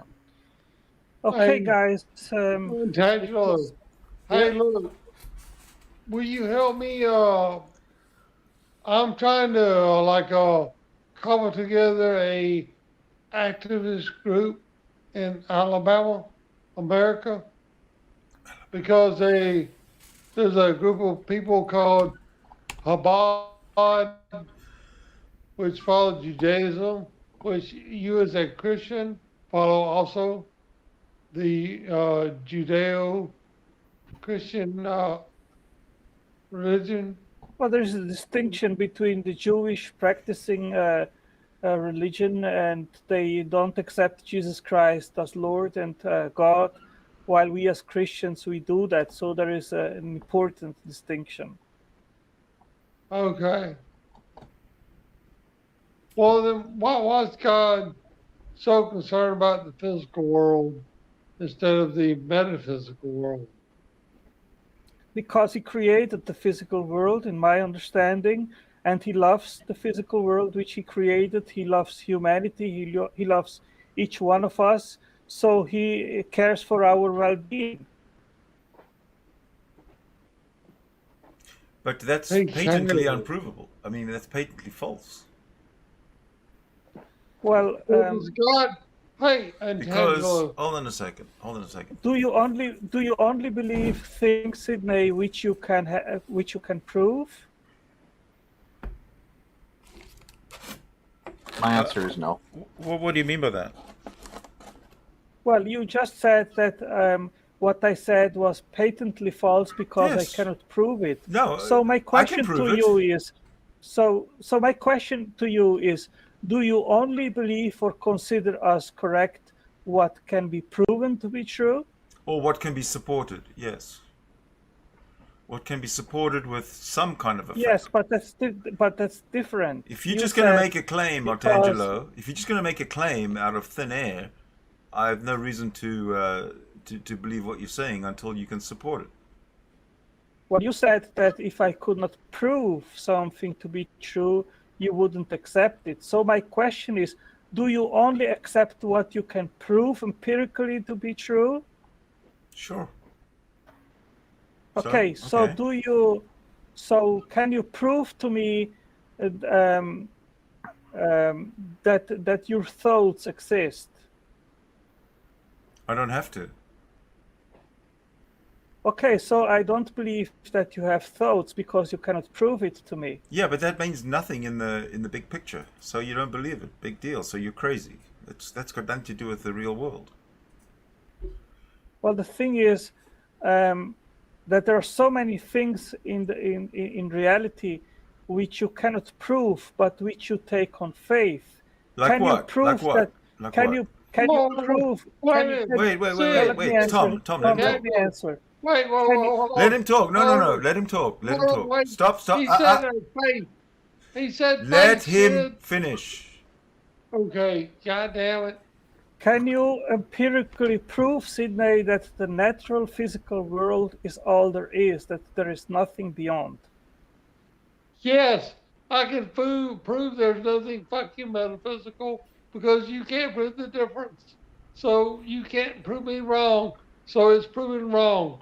There's no metaphysical bullshit. So can you prove it, Tom? Yes, because you Okay. can't. The fact you can't prove it is proof. Okay. Demonstrate to me that the natural physical world is all there is, that there is nothing beyond. No.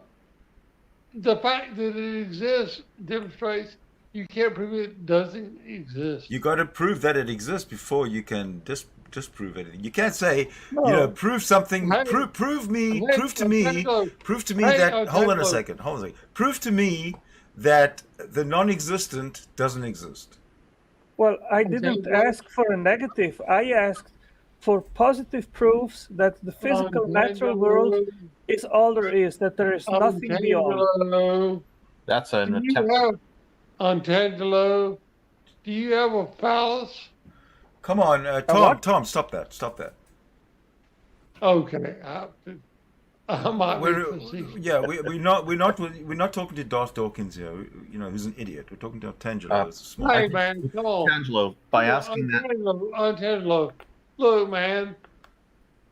Do you think that the Earth is round and Oh, stop it! there are Stop it! many Stop it! other Stop it! Stop it! galaxies Stop it! and- Stop it! Stop it!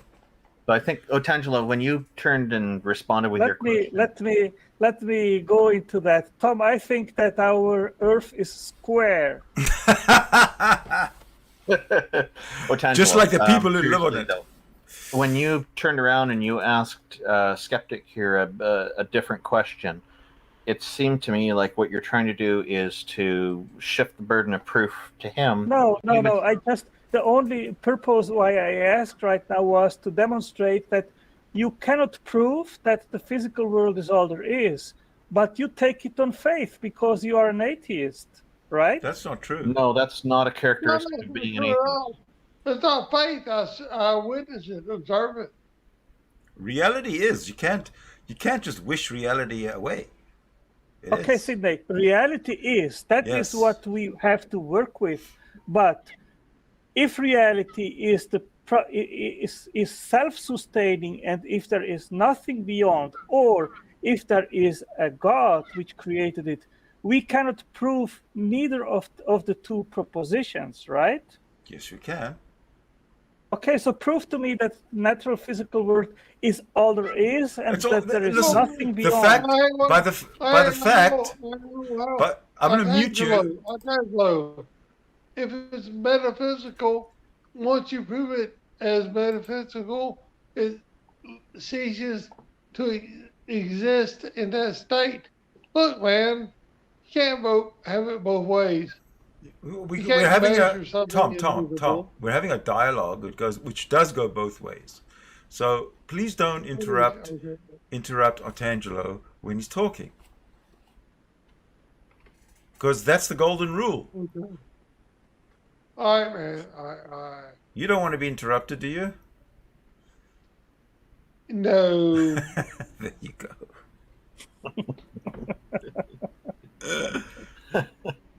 This is a lot of fun, this conversation. Everybody's laughing here. This is good. Yeah, I just have a. Yeah, so, I'm drinking and Otangelo isn't, so So, Sydney, go ahead. Can you prove that the natural physical world is all there is, that there is nothing beyond? Yes. Well, there's no necessity for anything other than the natural world. The natural world doesn't need a non-natural world in order for it to exist. How do you know that?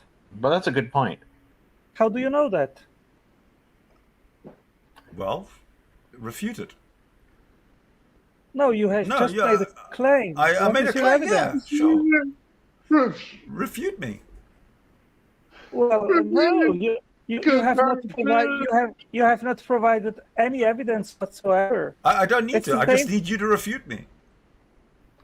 See, Otangelo, what he's doing to you now is exactly what you just tried to do to Skeptic, to Tom here.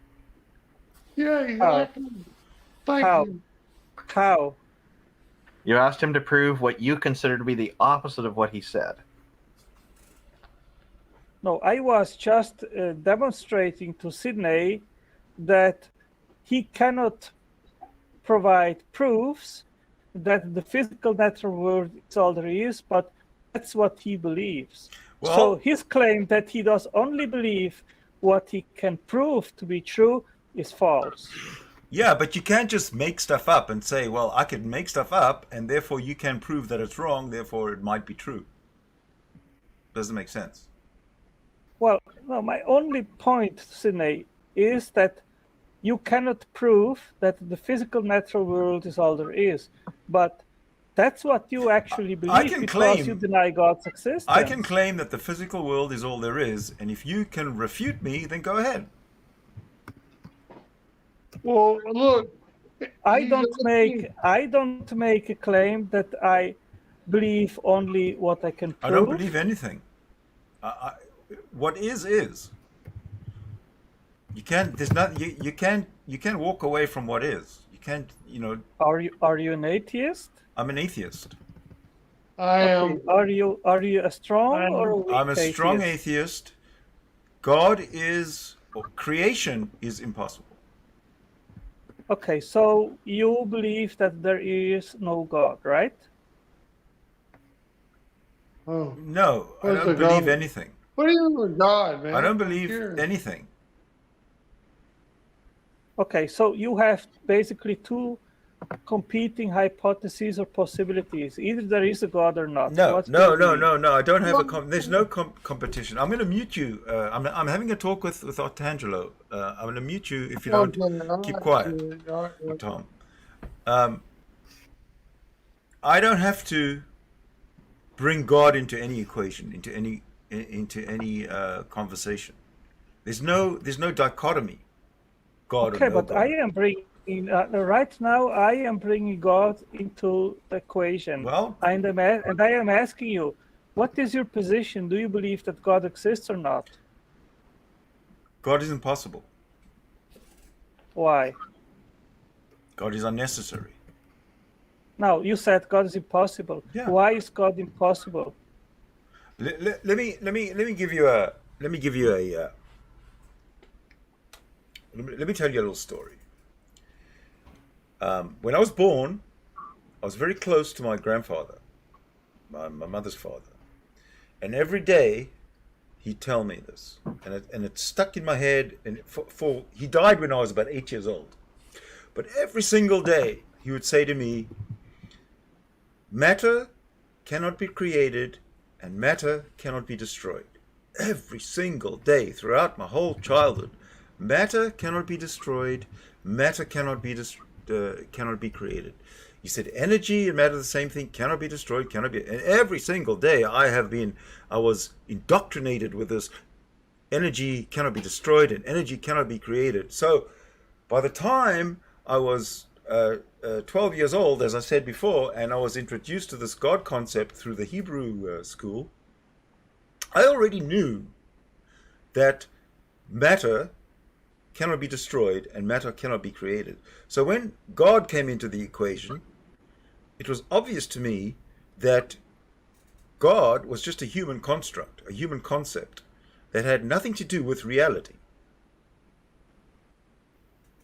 So the fact that I was indoctrinated with the phrase that matter cannot be created and matter cannot be destroyed has now stuck with me forever. Forever in my head, matter is infinite. It cannot be destroyed. It cannot be created. Therefore, it's being. It is. There's no question. There's no before. There's no after. It just is, and that is evident from the reality that surrounds us all. Where do you get the notion that you can make up some kind of or you can bring a conceptual God theory into a discussion about reality? How do you crowbar it in? Doesn't make sense. Okay, so how does that disprove God's existence? The reason that God exists, the reason that the concept of God exists in the first place is to create something from nothing. In other words, God exists before something. So God is really nothing. When something appears, which is what we are, which is what reality is, there's no need for a God, because God is nothing. Nothing is God. Something, reality, is all we know, is all we can conceive of, is all we can, it's all we can support, because of the fact that reality and existence is apparent. We cannot deny that. So there's no Okay, need so for God. let me ask you something. Can something come from nothing? And by nothing, I mean the philosophical nothing, which is the absence of anything or the contrary of something. Can absolutely nothing create something? I actually Okay. have an answer for this, but it's different than what you just said, Sydney, and I think Otangelo disagrees with me on it. Go ahead. What is it? Yeah. So, well, if you, Randolph, want to sustain the claim that absolutely nothing has causal powers, be my guest. Well, I'm not claiming that it does, but the problem is I also can't rule it out. So the thing is, You can't rule it out? hang on, with absolutely nothing, that would mean that there may not be laws of nature as well and laws of logic, and so from that we cannot guarantee that that something could not erupt from absolutely nothing, and so therefore we're stuck with an unknown, and with an unknown that leaves certain things are not necessarily impossible. So even a deity might be able to erupt from absolutely nothing, for all we know. A deity to come into existence from nothing, and then supposedly create the universe or whatever.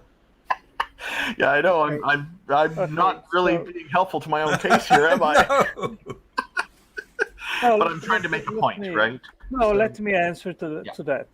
I mean, nothing is by definition the absence of anything, and therefore it cannot have causal powers. If nothing is the that's- absence of, hold on a second. If nothing is the absence of anything, then nothing But is also the absence of God. Otangelo, you have placed a condition on it, though. And by placing a condition on it, it is no longer qualified to be absolutely nothing anymore. Therein lies the problem. God I cannot see no exist. problem. God cannot exist in a world of nothing, because God is something. There you go. Yep. So my point is, since we exist, the state of absolute nothingness has never been. Do you agree Correct. with that? Yes. Okay, good. So, As far as I know, no scientists have had it to experiment with. Yes, I agree. okay, good. So we have here two possibilities. Either the universe has eternally existed, Mhm. No. or the no, universe had a beginning, No. therefore a cause, and that cause is No, God. no, Which no. of these two propositions are you sticking to? Neither, because they're both wrong. Okay, so what is your proposition then? What is your thought on that? And I'm okay with being wrong here. The universe is not a beginning. The universe is our beginning, maybe, but it's not a beginning. Existence, like I said to you, my grandfather told me that matter cannot be destroyed and matter cannot be created. It's always been. There's always been I existence. believe There's the science always agrees been with you on that. Okay, so you believe that the universe exists from a past eternity. Is that correct? No. The universe is just a cog in the wheel of existence. Well, The universe did can the universe have- can disappear. Existence, in one form or another, will never disappear. So if the physical universe disappears, what is left? Another universe, another million universes, Or an empty void in the cosmos. something physical, something real, something tangible. Or it could just be an empty void in the cosmos. It can't, because So- there's two things that exist. Let's say there's objects which have shape, and they're concepts. which have no shape, which are abstract. God is a concept. Reality is an object. God as a concept exists within us. We make it up. We as objects, we make up this, whatever we want, and we can make up things like God. We can make up things like square circles. We can conceptualize anything you like. However, that does not mean at all that anything that you can conceptualize can be realized. So again, my question is, Sydney, did the universe have a beginning or not? The universe it did not have a beginning. Okay, so the universe always existed. The universe is part of the overall umbrella of existence, of energy. So a cosmos. Of energy. Energy. The universe is energy, and energy cannot be created or destroyed. Okay, good. So what do you know the second law of thermodynamics? What is the first law of thermodynamics? Firstly, let's go through the first. Precisely what you said. I want to know what the first law. How many laws of thermodynamics are there? Firstly, three. Okay, three laws. so what are they? What's the first one? Energy cannot be created nor destroyed. I thought there were 4 laws of There you thermodynamics. go. Okay, so Okay, so what there's is the the first second one. one? Okay, now let's talk about the first one, because that's the first one. Energy cannot be created or destroyed. What does that actually mean to you? It means that the energy is transformed, but it is not created nor destroyed in our universe. What do you mean in our universe? That means it is created. If it's not created or destroyed within our universe, it means it's different outside of our universe. Is that what you mean? It is the laws of physics and the laws of nature, they apply at the moment of the creation of the universe. I do not agree with you that the universe had no beginning. Prove that it had a beginning.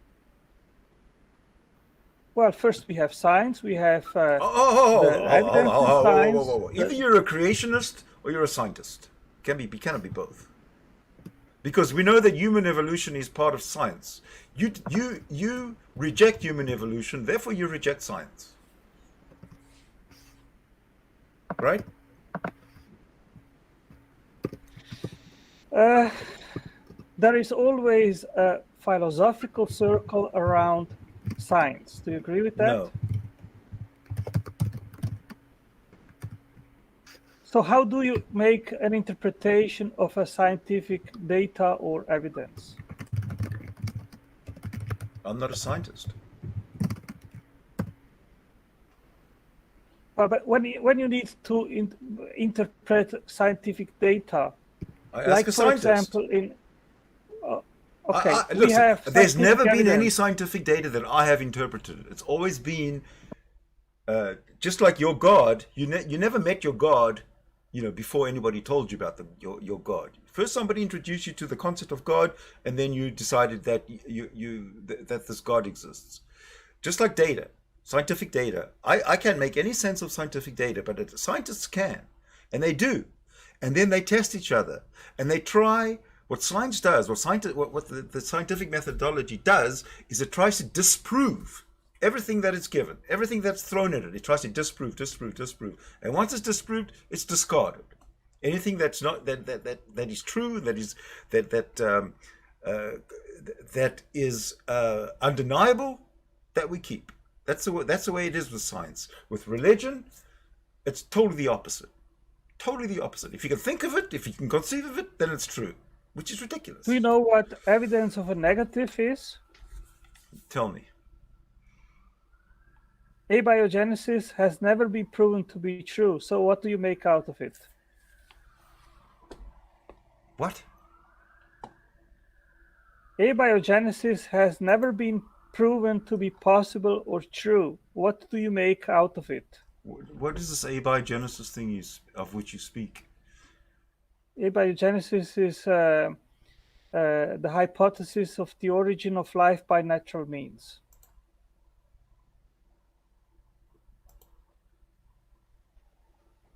How do I do? I'm trying to. Yeah, a lot of the time people will conflate, like I find in the Christian circles, Otangelo doesn't do this, but many Christian apologists do. They'll say, they'll talk evolution and they'll lump in the abiogenesis part as part of evolution. So I look at abiogenesis as the explanation for what I call the spark of life. It's probably the easiest layperson's way to explain it.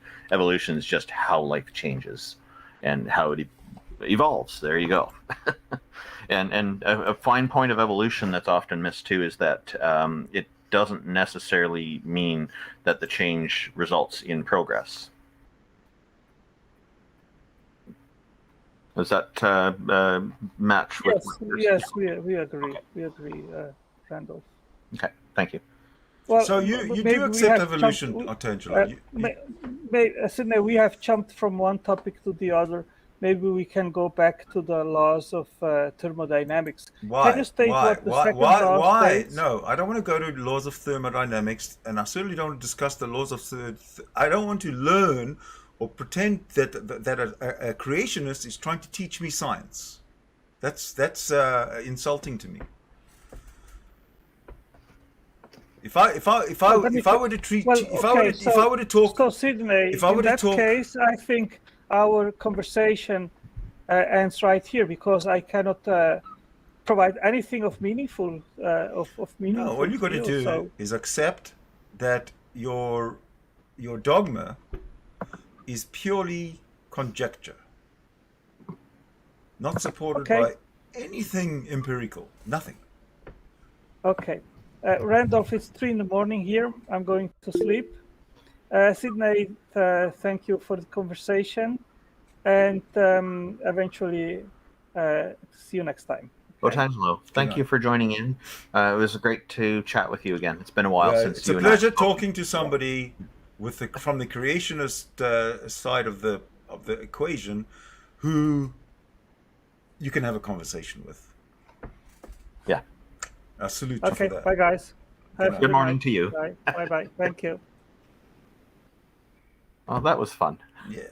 So there are actually 4 laws of thermodynamics. I've put a link in the private chat. If you wouldn't mind sharing it in the public chat, that'd be great, because I don't seem to be able to share it there. Yeah, I try to see if I can make you moderator, but I don't see. Don't worry about it. Just if you can just share the link, that'd be good enough. You can copy it with the 4 laws of thermodynamics text there. Sure. That way people can see it. This is a chart that I put on the wall for my kids when they're younger, and so it's drawn nice little bird cartoons, and the 4 laws start at number 0 through 3. Oh, check that out. 0, 1, Very 2, cool. 3. Yep. Very cool. So whenever people say there's just 3 laws of thermodynamics, apparently there's 4. So, and the 4th one added on got numbered 0. It was added later on, I think. They put it as number 0. Okay, so according to the Thermo Birds, 0th law. Yeah. Well, let me start from the beginning. The thermodynamics is the study of work, heat, and energy. Yeah, work, heat, and energy. If 2 systems are in equilibrium with a 3rd system, they are in equilibrium with each other. Yeah. First law, energy cannot be created or destroyed. It can only change forms. Forms, correct. So in other words... indestructible seeds. Right, like the bird is saying, like indestructible seeds. Right. Yeah, they got a little metaphor going there. So let's just work on that one. If energy cannot be created or destroyed, what does that actually mean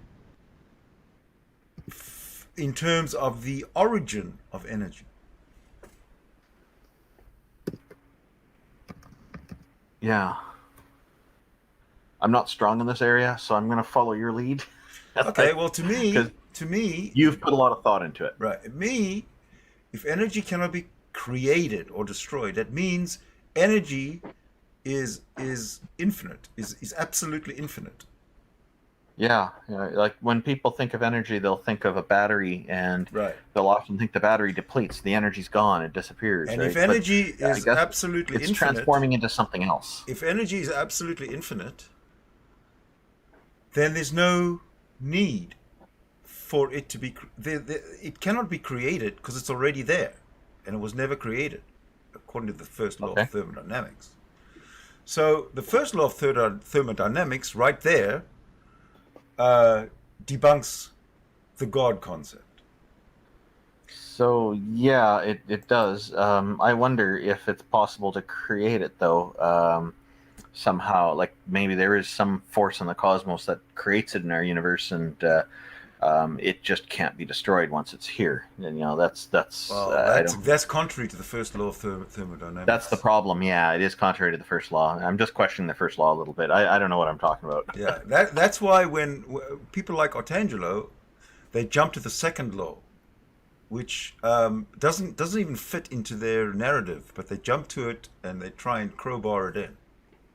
Yeah, they do. So before we get to the second law of thermodynamics, whenever I talk to a Christian, let's first consider the first law. And then once we've agreed that the first law, is a fact, stands, then we can move on. But if we do agree on the first law, then again, there's no God. There's no God to consider. There's no need for a God. Well, the thing about the universe is everything that's going on that we observe doesn't seem to be dependent on any deities. It seems all the scientific theories seem to work without need to reference any deities at all. There's somebody attributed throughout history for saying Fancy that, too. huh? Fancy that. Go figure.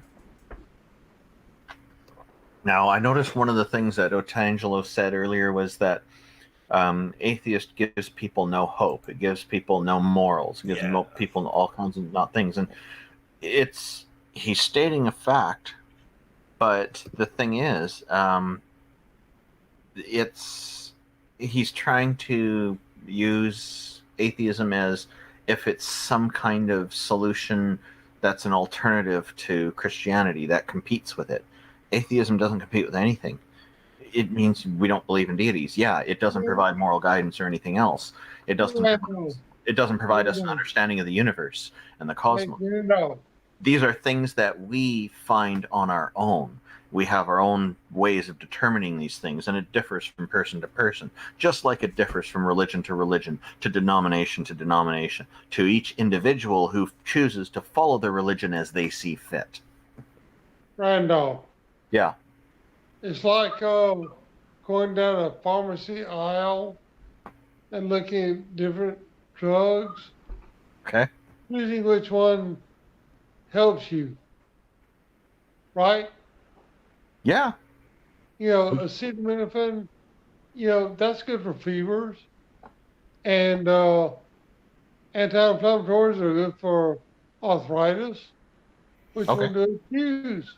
Right? Yeah. What's your point? How do you choose? You choose because there's empirical evidence to show that one reduces inflammation. Correct. And one reduces pain.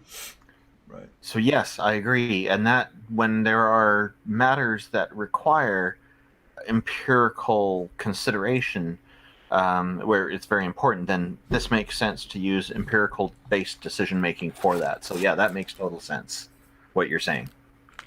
Yeah. But leave that out, man. I don't know. Yep. Some things don't require an empirical point of view, though. Like, you don't have to do an empirical test for a lot of things.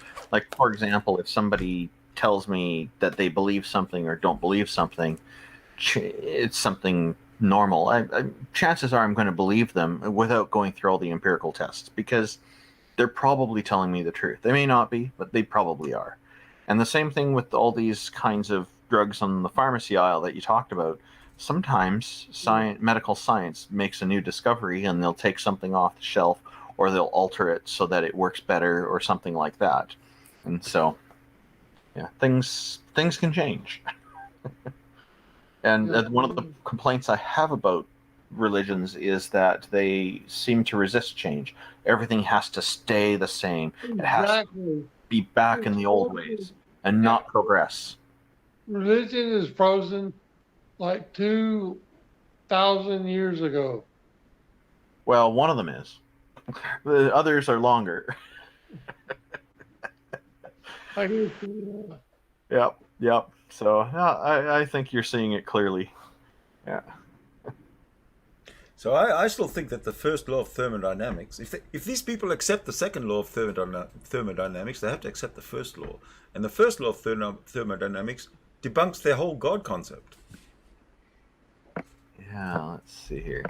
Yeah, it's a lovely little drawing, isn't it? Let me bring it up again. Hold on. Yeah, it's you can zoom up the screen. Thermal birds. According to the thermal birds. Yeah, my kids love this. Yeah. So the second law, entropy, randomness, and disorder in a system can stay the same or increase but not decrease.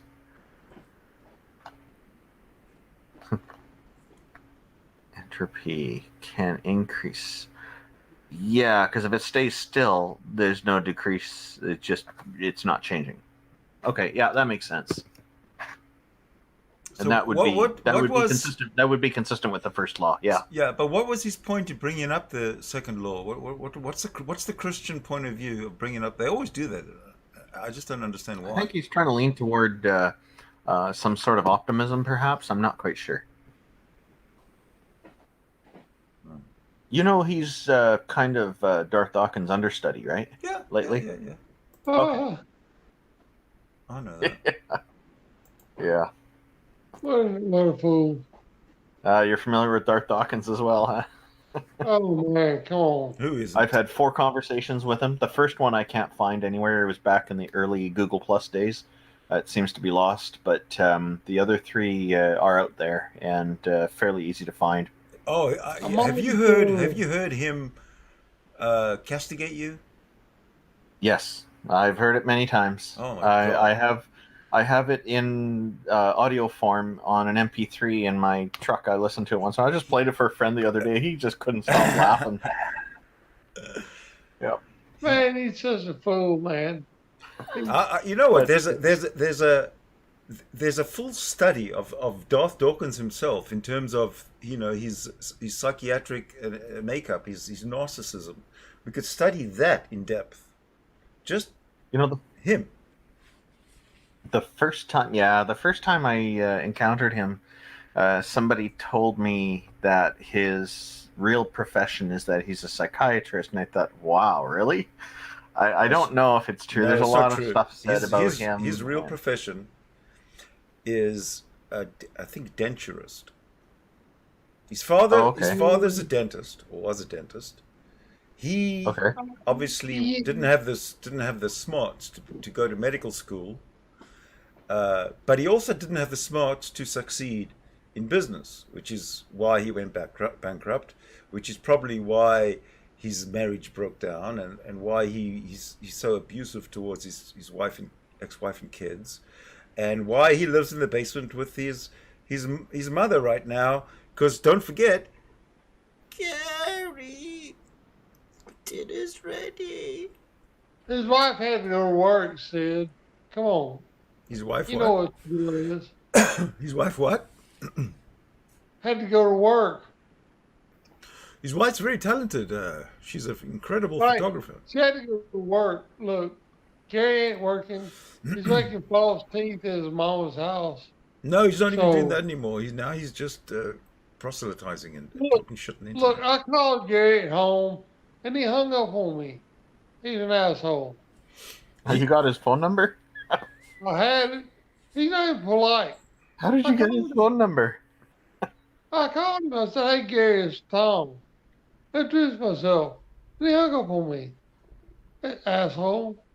Oh, and it was really him. It sounded like him, eh? Yeah, it was him. He answered the phone. Well, his mama told him that the phone was for him, and then he answered the phone.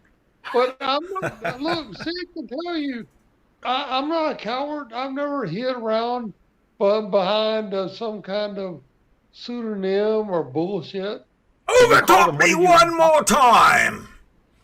So you called him. What did you want to talk with him about? I just want to see if it was really him. Oh, that's all. I'll just call him up to see if No, it's it really was. him.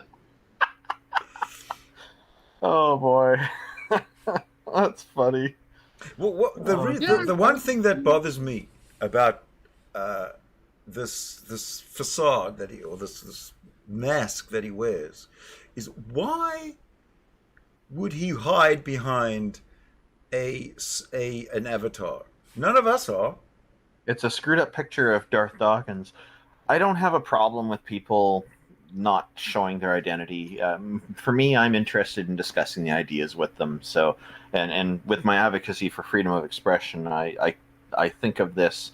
That's how he wants to express himself. I'm fine with that. I don't have a problem. It looks like a bunch of weakness, narcissistic, coward bitch. You know, I mean, look, I'm an old redneck from the South, but I'm telling you, man, around the campfire, somebody like him that's stuck around in the woods, they'd get beat up in a hurry. I'll bet you he was beat up when he was in school. He was probably bullied. That's why he's such a bully. Could be.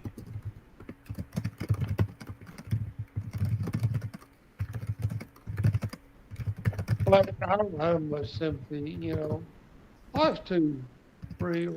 I would very much like to have a civil discussion with him, but he's Yeah, me too. Me too. this, you know. And I just point out in the live chat, Henry Henson pointed out energy can be turned into mass, and mass can be converted into energy. So, yeah, this is kind of what I was mentioning, trying to allude to earlier. What I'd remembered was that like energy depleting seems to go away and turns into something. So Henry highlighted it very well. Thank you for that, Henry, in the chat. Yeah, it just changes form.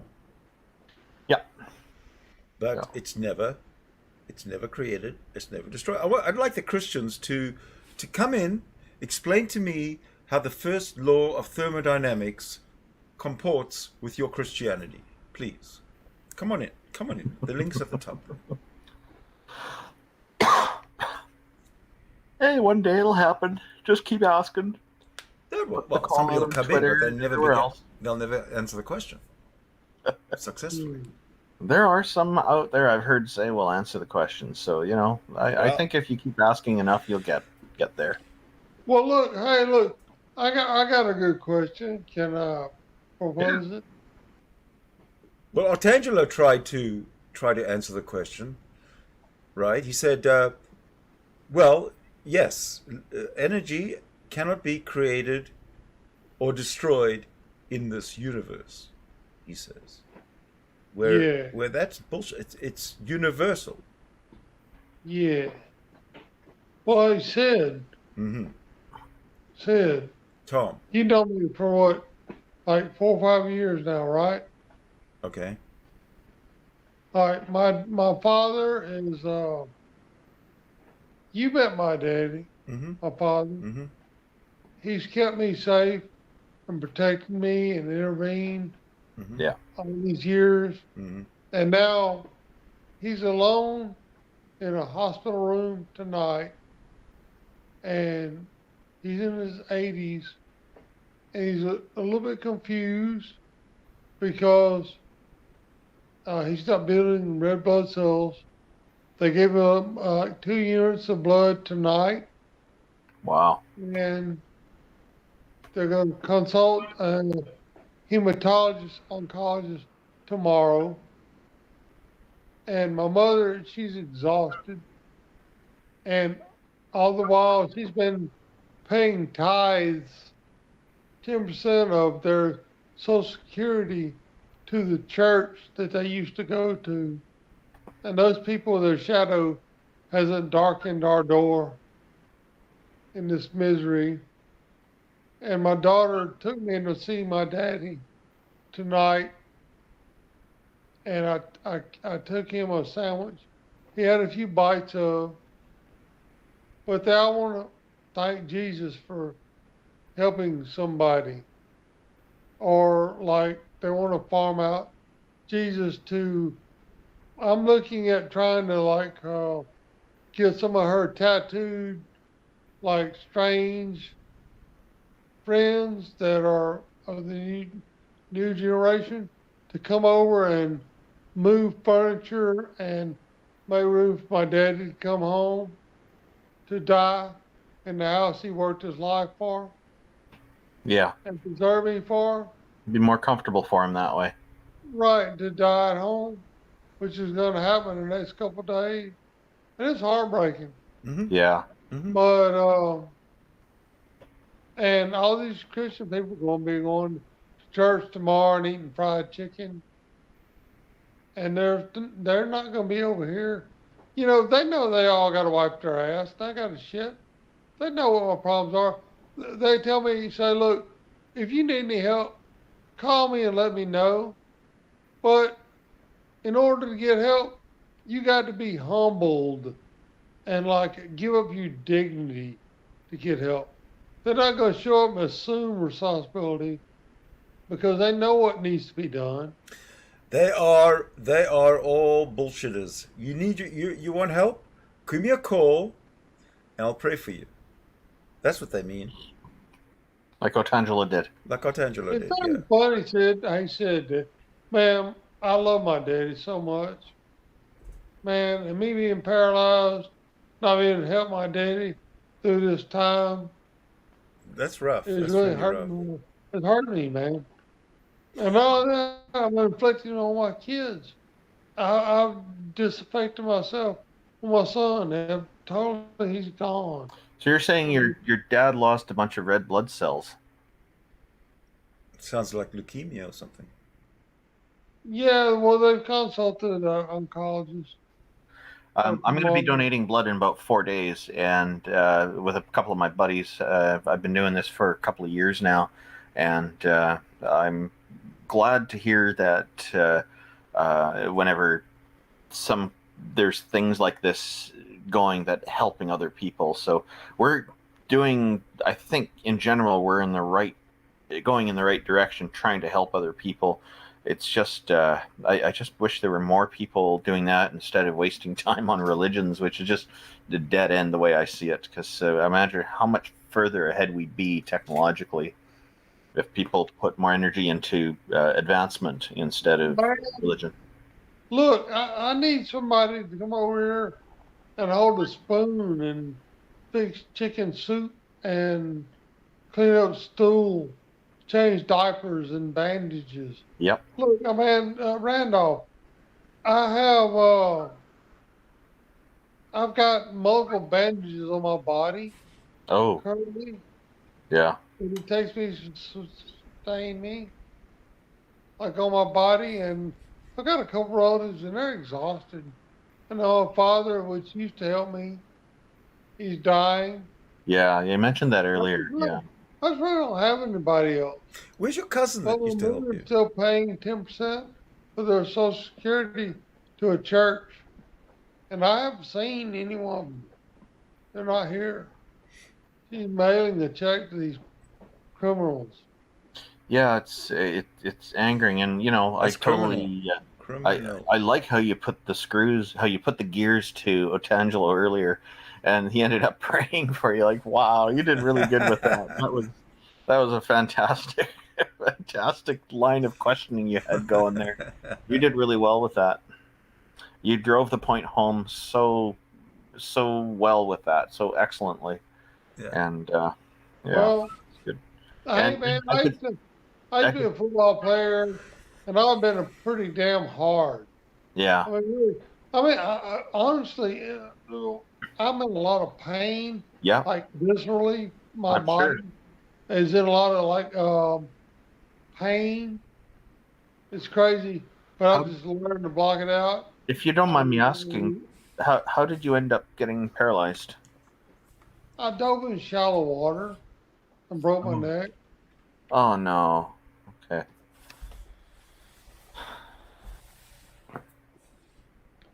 Boat got away from me, and it was on Thanksgiving Day. But man, it's a bitch. Yeah, shit happens. That's nature. Yeah. But that's a pretty big one. Like, wow. Like, Right. You know what? And I still battle. Like, I don't want to die. I don't want to die. no, of course not. But I want to be. I want to maintain my dignity. And religious people always demand me relinquish my dignity in order to beg for help. Like, they appeal to God or something like Christian Hillbilly. He always says like you should give up because you're a burden on your family. It's hurtful because he knows that I'm depending on my family to help me and making them suffer to sustain me. See, he knows that. He's a cruel cunt, And- that Mr. Batman. Yeah, in a way, he's saying that you're not valuable when he says stuff like that, and that's, to me, that's almost hateful. Oh, Mr. Batman is a hater, absolute hater. He's got so much guilt himself. Oh, to somebody not even in the family. This is Mr. Batman is Christian Hillbilly. Oh, okay. Oh, he's the one who said just leave because you're burdening. Yes. Wow, he's as cruel as S.J. Thomason. Hey, Christianity look, is cruel. Randolph. Yeah. I was trying to tell Gary, Darth Coward Dawkins, that I said, hey man, this circumcision thing, it's not medical. It's a fucking Jew thing that's held over, man. Look at the evidence, and it's be done away with. And he said he called it a fetish of mine. I said, what the fuck do you mean a fetish? Like I've got a sexual prevalence or something? So you have a fetish because you're saying don't do it? But right, he said you've got a sick fetish. I said, man, fuck you, man. You don't know that's what a you're talking twist. about. Holy cow, that's quite a twist. I'm not wanting to get this down this conversation, but it's just the idea that anyone that makes advocacy against the contrary of the status quo, they impugn them with some kind of abnormality to nature, like a fetish. The word fetish. Like, no, it's not a fucking fetish, man. No, I think what you've encountered there is called psychological projection. He's to him, it's his fetish. Well, he probably had never thought about it, but that's just the idea, man. It's crazy. It's crazy. My daddy's down there. He's by himself. They made me leave today, and it's really heartbreaking. My father, he's been there for me. He's fed me. He's changed my bandages. He's irrigated my bowel. Helped me eliminate a stool. He's cut my hair. He's worked on my vehicle. Now he's in pain, and he's with a bunch of strangers with limited visitation because of this pandemic. Yeah. And these people want to pray for something better. No, they're not helping me. They're not doing what my father did for me, what he was able to do for me. They sincerely believe, and they sincerely believe prayer will help. And it's sad because they don't. It doesn't, right? As far as anybody knows, it doesn't. Anybody truly knows, and it's such a waste of time and effort the way I see it.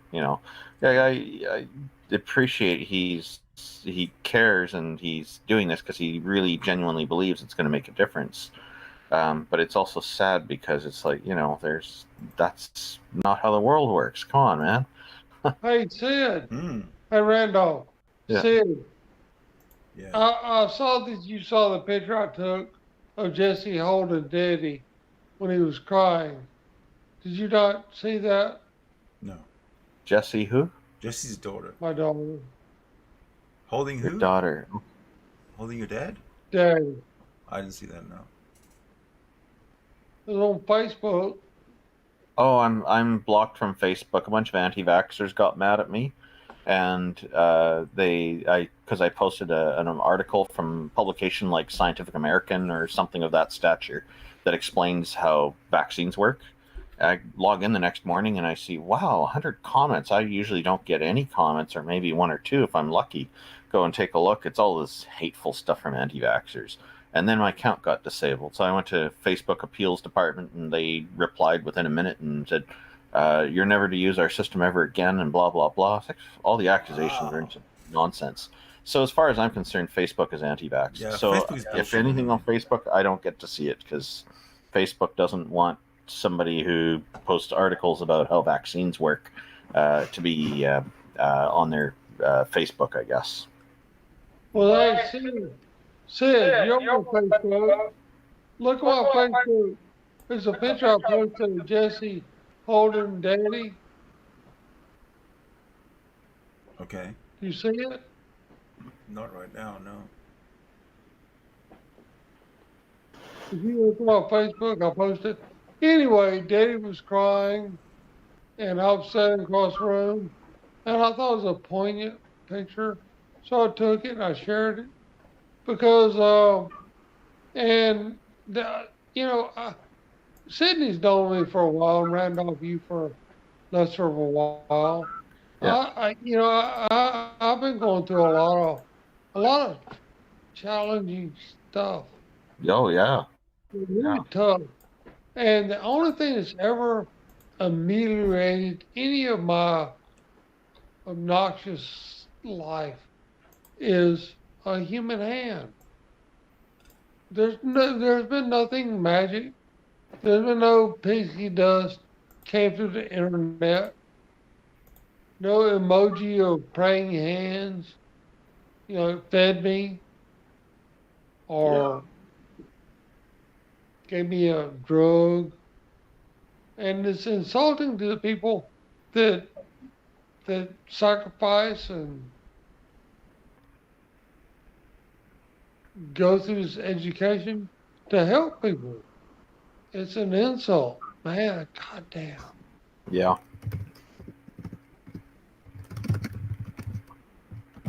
I think it's high time that the Christians, instead of them talking to us, we should be talking to them, and they should be listening, because they're not coming up with anything new. Well, look, Sid, you know that in Alabama this year that Randolph, they proposed a law that stopped these virtue signaling parents from giving their children hormone blocking drugs, prepubescent, as being a felony, which I agree with almost without some kind of empirical data. However, there's this group called Chabad, Chabad, and the American Academy of Pediatrics, psychopaths. They've aligned themselves together. They said that if this law goes forward through, because the language of the law says that it will be a felony to cut away any part of a healthy baby's genitals. Now, if you read that alone by itself, say like, should it be wrong to cut part of a healthy part of a child's genitals? You say, yeah, don't do that. Yeah. That doesn't sound good, right? No. But we got this group called Chabad, Chabad, on one side, and we got the other group, the American Academy of Pediatrics, which are a bunch of trade doctors which make money off of it, pediatricians and obstetricians. So they've aligned themselves, religious people and financial people. And I talk to my local representatives, which are generally good old boys, Southern people. They're like me a lot of ways. They'll have conversations, they talk. But if I look at their profiles and they've got several male children, they know that they inadvertently let their sons be harmed because of their weakness. And what if they allow themselves to even consider the fact that they're wrong, that means that their whole foundation for faith and their own character is wrong. Yeah, it falls apart. Because they're wrong. Yeah, I agree with you that non-therapeutic circumcision should be illegal. And when I talk circumcision, I'm not talking just one sex. Well, Yeah, I bodily get it. autonomy is a human Human right. right. Yeah, Yeah. Has to be protected. absolutely. See, I've been trying to think about it, Randolph. Like rather than saying, "Hey, look, it's about the baby," and like the Jews, it's like the penis like a metaphor, and it's all about the mother with the Jews. Because to be a Jew, your mother's got to be a Jew, and to be a Jew, a real Jew, your mother's got to like cut off part of your dick, or let some creepy man cut off part of your dick to be a real Jew. Hmm. That makes you a real Jew. But as far as like a cultural Christian, they have to if they admit they made a mistake, they're gonna have to admit that they were influenced by their own personal vain influences, I got a not just question. tribal Sorry, what influences? vanity. Vanity. Oh, okay. Do you think that anti-Semitism, which has been kind of rife for the last, well, for as long as we can count, since as long as there's been Jews, do you think that if circumcision was not a integral part of Judaism, that there would be this pervasive anti-Jewish hatred throughout the ages? No, I don't think so, Sid. No. I think it would drop out for the people who are against Judaism for that. But I hear different reasons why people are against it. Like, I don't get the impression that Adolf Hitler was against the Jews because of circumcision. Then why? So I don't know the answer to it, but I have a suspicion that it probably wouldn't be a major reason for anti-Semitism. Although anti-Semites are definitely going to use everything that they can. I can totally understand how anybody would look at the Jews specifically on the circumcision issue and look. Well, the Christians are down on the ones doing it a lot more, I think. Well, the Christians are cowards. Sure, but they are a significant demographic in the world, and I think there's more Christians in the world than there are Jews, and that includes more Christians practicing imposing circumcision than there are Jews imposing circumcision. Well, that's because there's If more you Christians. count the total number of people doing sure, it, right? Sure. So, But you know, not all Christians impose circumcision. All Jews do. I know. Some are against it, and there's different denominational reasons for it, But and individual reasons too. Randolph, if I'm a Jew and I'm anti-circumcision, I'm outvoted. I don't have a choice. I don't have a say in the matter. And when you're with peers who are pro-circumcision, yeah, definitely. All Jews are pro-circumcision. No, Certainly I've met all some religious who are. Jews. Huh? All religious Jews. Yeah, it's mostly the secular Jews I find who are opposed to circumcision. Of course, yeah, of course. Yeah, But not all. the religious Jews, the Orthodox Jews, if you try and have a discussion with them about, the circumcision, they don't want to know. They don't want to talk. They don't want to. It's not up for debate. It's not a discussion. I have a problem with that. Yeah. The baby is a metaphor.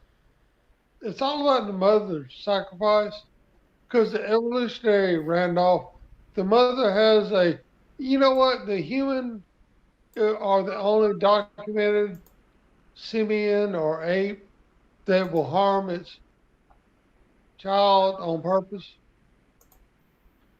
Well, you're talking about the circumcision thing. That's all done in the name of religion, though. Exactly. Yeah. Right. And that's the mother's betrayal, because the male's responsibility, they go away. Yes, Yeah, male is the right word. They're not men, they're males. Right, the male, but then the mother's responsibility is to protect the child. But see, the mother, they surrender their child and their evolutionary responsibility. And look, there's a reason that sticks in my craw. Have you ever heard that show? It's like a pop show called Big Bang Theory. Oh yeah, that's a clever program. Yeah. Okay. Well, there's this chick on there called Mayim Bialik. Okay. I haven't Okay. seen all the episodes, but that's a fun show. You talking about Okay. Well, Big Bang Theory? I watched 10 minutes of it, the first 10 minutes of season 1, episode 1. I hated it. I just fucking hated it. And I never watched it. It took a while to grow on me too. I didn't really like it at first either, but after a while, yeah, it's okay. It's a sitcom. What you can expect from sitcoms is not anything particularly intellectual. yeah, I get it. It's comedy, and that's fine and all. But Mayim Bialik, she's a neurobrain scientist with a PhD in neuroscience, Yeah. and she had her son circumcised and kept his foreskin and had an artist preserve it, and she keeps it on her wall as a bounty. Her son's foreskin. What the heck is wrong with people? And Indoctrination. she's paraded out in Hollywood as a really smart Jewish woman with a lot of virtue, but all the while her son's got to grow up looking at part of his genitals on his mother's wall. I got a question. That is weird. Here's a hypothetical. If all the Jewish women in the world today, or from today, were to, as one voice, refuse to give up their sons for circumcision, just refuse, because, it's the mother's right,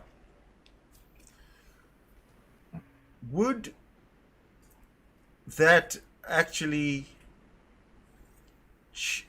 would Judaism actually exist anymore? Oh, I think it would still exist. It would have to change. It's changed. I think it's It's changed before. It's changed once before, twice before. Why wouldn't it change again? I think it'd be like Zeus and Thor. It'd become just damn, like once upon a time, people used to really believe this shit in a couple of generations. I think that because of the dynamics of marriages and relationships, that you'd probably see some increase in domestic violence coming from the men being jerks about all this stuff. But then you'd also see there'd probably be a lot of people throughout Judaism scrambling to try to find some justification for accepting the change and making it work in order to protect the religion. I think that's what you would see. You want to know something? I fell out with my family, Okay. especially the religious parts of my family, Sure. regarding Understandable. regarding the Holocaust. And it all started out when a religious cousin of mine, we were on Facebook having it back and forth. We were talking about, I forget what we were talking about, but he mentioned that during the 6-Day War, when the Israeli Air Force decimated the Egyptian and Jordanian and Syrian Air Forces, quick. This cousin of mine said, he said to me, the head of the Israeli Air Force at the time said that the finger of God was with the Israeli Air Force, and that's why they decimated the other air forces. So I said to him, okay, if that's the case, then what body part of God was on the Jews in the Holocaust? Like what was his? Did he stick his ass onto the Jews, and that's why he didn't help them? And what was the reason? What's the deal here with the Holocaust? No God helps the Jews, but in the 6-Day War, God helps the Air Force. So his sister, my cousin's sister, my other cousin, tried to start explaining to me the Jewish perspective of why the Holocaust happened. In other words, the Jewish religion or the Jewish people are now trying to make an excuse for why the Holocaust happened, and blaming the Jews themselves. And I didn't want anything to do with it. I said, I'm not interested in what you have to say about this because I'm not interested in excuses. And so she said to me, Well, if you're not interested in listening to my side of the story, then fuck you. And that's the end of that. We're never going to talk to you again. Wow. Yeah. So there goes my family. And I've got lots of religious family. Very religious family. But that the cognitive dissonance amongst the Jews is just as real, as strong, as pervasive as, Wow. as all the other religions. It's horrible, absolutely horrible to see. The ignorance, the willful ignorance. It's criminal. But anyway, listen, gentlemen, it's late at night. We're losing viewers. Will's going to hell. We should call it a night. What do you think? Yeah, there's a little bit of chatter going on in the live chat. I upvoted, and I see there's 9 watching now. You're doing good. You've got a good stream going. Yeah, but we need a Christian to come in here. A Christian. I want a Christian. You know, I left most of the Discord chats. My father being terminal in the hospital. Oh, I Man, totally out of dude. Discord too. It's really upsetting because, you know, I want to be there to comfort Daddy. But, man, it's so sad. It is sad. Let me give It you is one. sad, and I share your sorrow. I really do. You know, I'm tomorrow. I've got some people going to come over tomorrow. While the Christians are in church, and we're going to move furniture around. And maybe we can put a hospital bed in, and that way, and my mama can sit by Daddy, and maybe me if someone helps me get my wheelchair by my daddy while he dies. Yeah. And they're consulting hematology because he's not building blood. Well, you listen. As long as they manage his pain and he goes peacefully, I mean that's the best you can hope for. Yeah. I said, but dignity, man. It's You gotta inevitable, right? Yeah, Make the make the best out of it. dignity, man. Yeah. Dignity. Oh, Yeah. we have a Christian. Finally. Someone, Hello, Harlem Street Talks, Street Tales. Hey, Perry. he's a coward. He's Hey, a what's up, coward. y'all? Long time no see, man. Where you guys been hiding at, man? We've been hiding on the That's internet. you guys. Where have you been? You guys looking like early man. Perry. Perry. What's up? Hey, Tom, what's My up? daddy, Perry, my daddy's died. Oh, I'm sorry to hear that, dude. I'm sorry to hear that. Like, Yeah, that's pretty sad. My best regards. Sorry about that, man. Yeah, likewise. Best regards. We're with you, Tom. We're with you all the way. Yeah. Yeah. I Can't can't, let the others. I can't offer a prayer because I'm an atheist, but I can tell you I do hope things work better than you're expecting for How can everybody. you be an atheist? I don't understand atheists. Here it comes. How can you be an atheist? Like, I don't understand. I just don't believe How in can you deity. not be an That's- atheist? That's Harlem. So you, I- all right. So you believe that something Huh? comes from nothing, or would you Say that believe again? in the?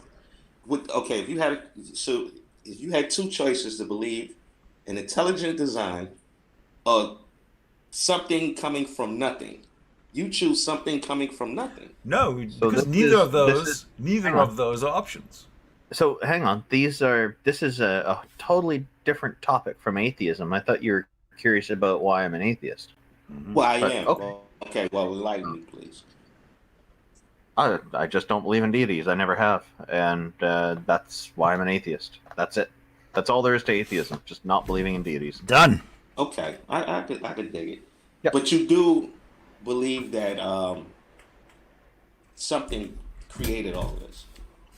No, I don't have an opinion on that actually. No I have an opinion. Okay. I believe. I don't Sound believe. like you're running. I have an opinion.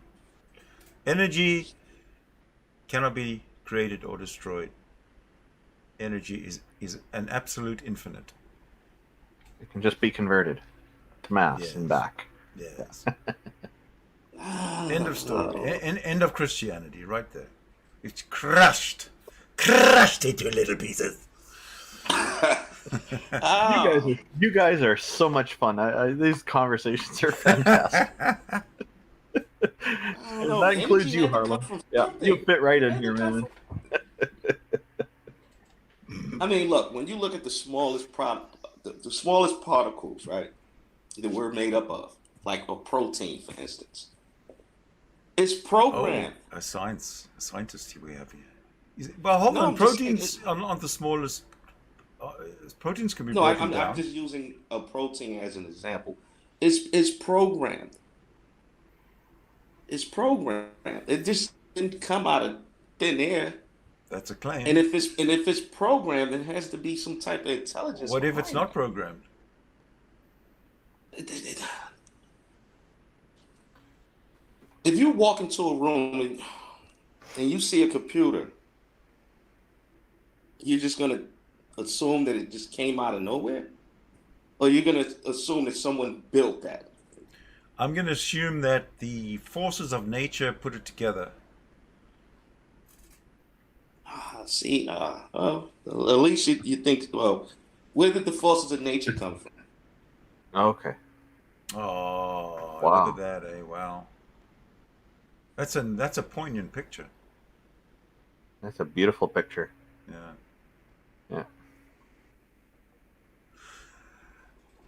Yeah, Skeptic was talking about the tattoo earlier. I see what you mean. It's that's pretty rough right there. Yeah. Yeah, I feel for the guy. It's a rough ride, end of life stuff. Yeah. Hey, one consolation, man. My daddy didn't let anyone cut me when I was a baby. Good for him.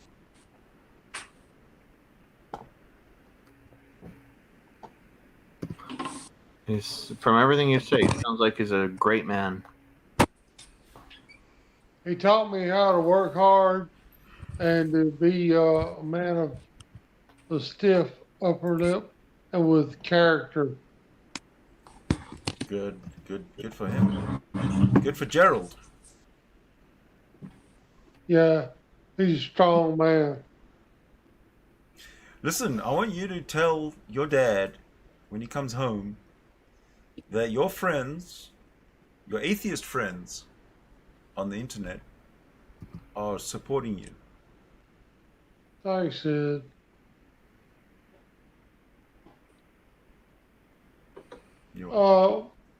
Hopefully I'll get him home. And we're gonna make a place out here for him where he can see outside and get a few sunrises. And I'll try to let you talk to him. That would be good. That would be very cool.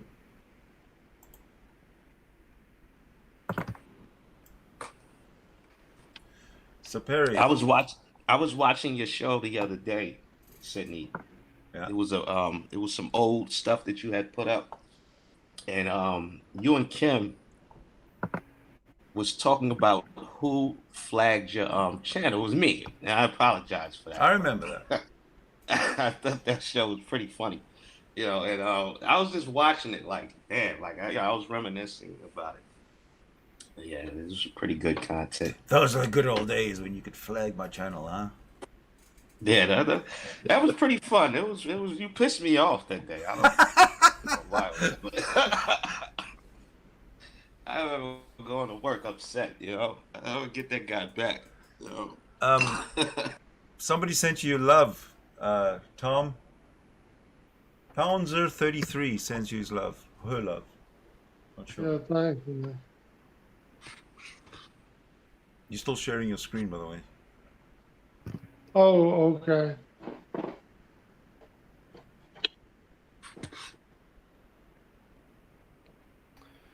Oh, you got somebody in the chat who's preaching Allah. It looks like possibly. I'm not Allah. sure.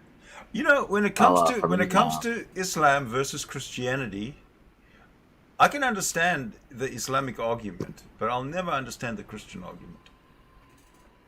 Well, I The can't Kalam get. cosmological argument. The what? The Kalam cosmological argument. No, no, not the Kalam. I'm talking about Islam, not Kalam. I can understand Oh. the Islamic point of view. Yeah, But 'cause I Kalam can't- came from Islam. Came Fair from enough. Muslims. Yeah, but Yeah. I cannot accept the Christian. Well, when you read the Quran, it's like a plagiarized version of the Bible. Which is like a plagiarized version of Judaism. Yeah, when you read Well- when you read the New Testament, Well, it's a plagiarized version of the Old Testament. Yeah. Well, the Bible is Judaism. You know, it's one book. You know, I don't believe in this whole New Testament, Old Testament thing. You know, it's one book. You know, I've even talked to a few Christians over the years who disagreed about which parts are in Old and New Testament. Well, Well, I you know, understand. I understand that the Septuagint is the Latin translation of the Old Testament. Is that correct? Greek. It's the Greek translation. Hmm. But The Greek translation Yeah, of, I mean, of the Hebrew. yeah, from Hebrew to Greek. Oh, okay. But the thing is, like with the Quran, it's just like a crude version of the Bible that they plagiarized and that they changed things around to benefit, Arab people of Arab descent. They basically said that instead of the Israelites being God's chosen people, that they're God's chosen people. So, who do you believe, the Bible or the Quran? The Bible came before the Quran, and the Quran has the stories that's in the Bible. Quran is just written The in a same more stories crude are way. in the Bible or in the Quran, and the same. Yeah. But The same story. the common denominator is that they're all stories. Well, Jesus, Yeah. Jesus is has been proven to have existed. By who? Does? Well, if there's a Roman historian by the name of Tacitus. By the name of what? Tacitus. No, Josephus. Well, Josephus is another guy. He was Jewish. Though. Tell me about Tacitus then. Yeah, Tacitus. He was a renowned Roman scholar and historian, and he wrote about Jesus. He wrote about his crucifixion. He mentions the governor. What time period of did Jerusalem. What time period did Tacitus exist in? Maybe about 2030 AD. We're gonna have to fact check that one. Quickly, I just want to comment something in the live chat on YouTube here. It says from Ponzer33, it's PWNZER33, Yeah. is writing to you, Sydney, saying, "Send Tom my love." Yes, I did that. You missed Oh, you did already. Okay. I'll make sure. Oh, let me look that up to get the exact time of Tacitus. Yeah, that's a good idea. And if it's not contemporaneous, then it doesn't count.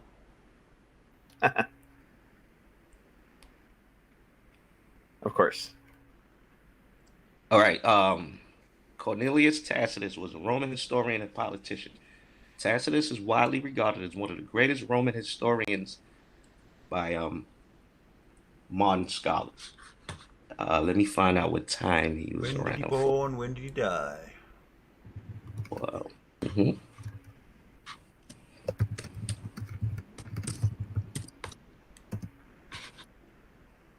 Isn't it a Okay, long weekend in the States right now?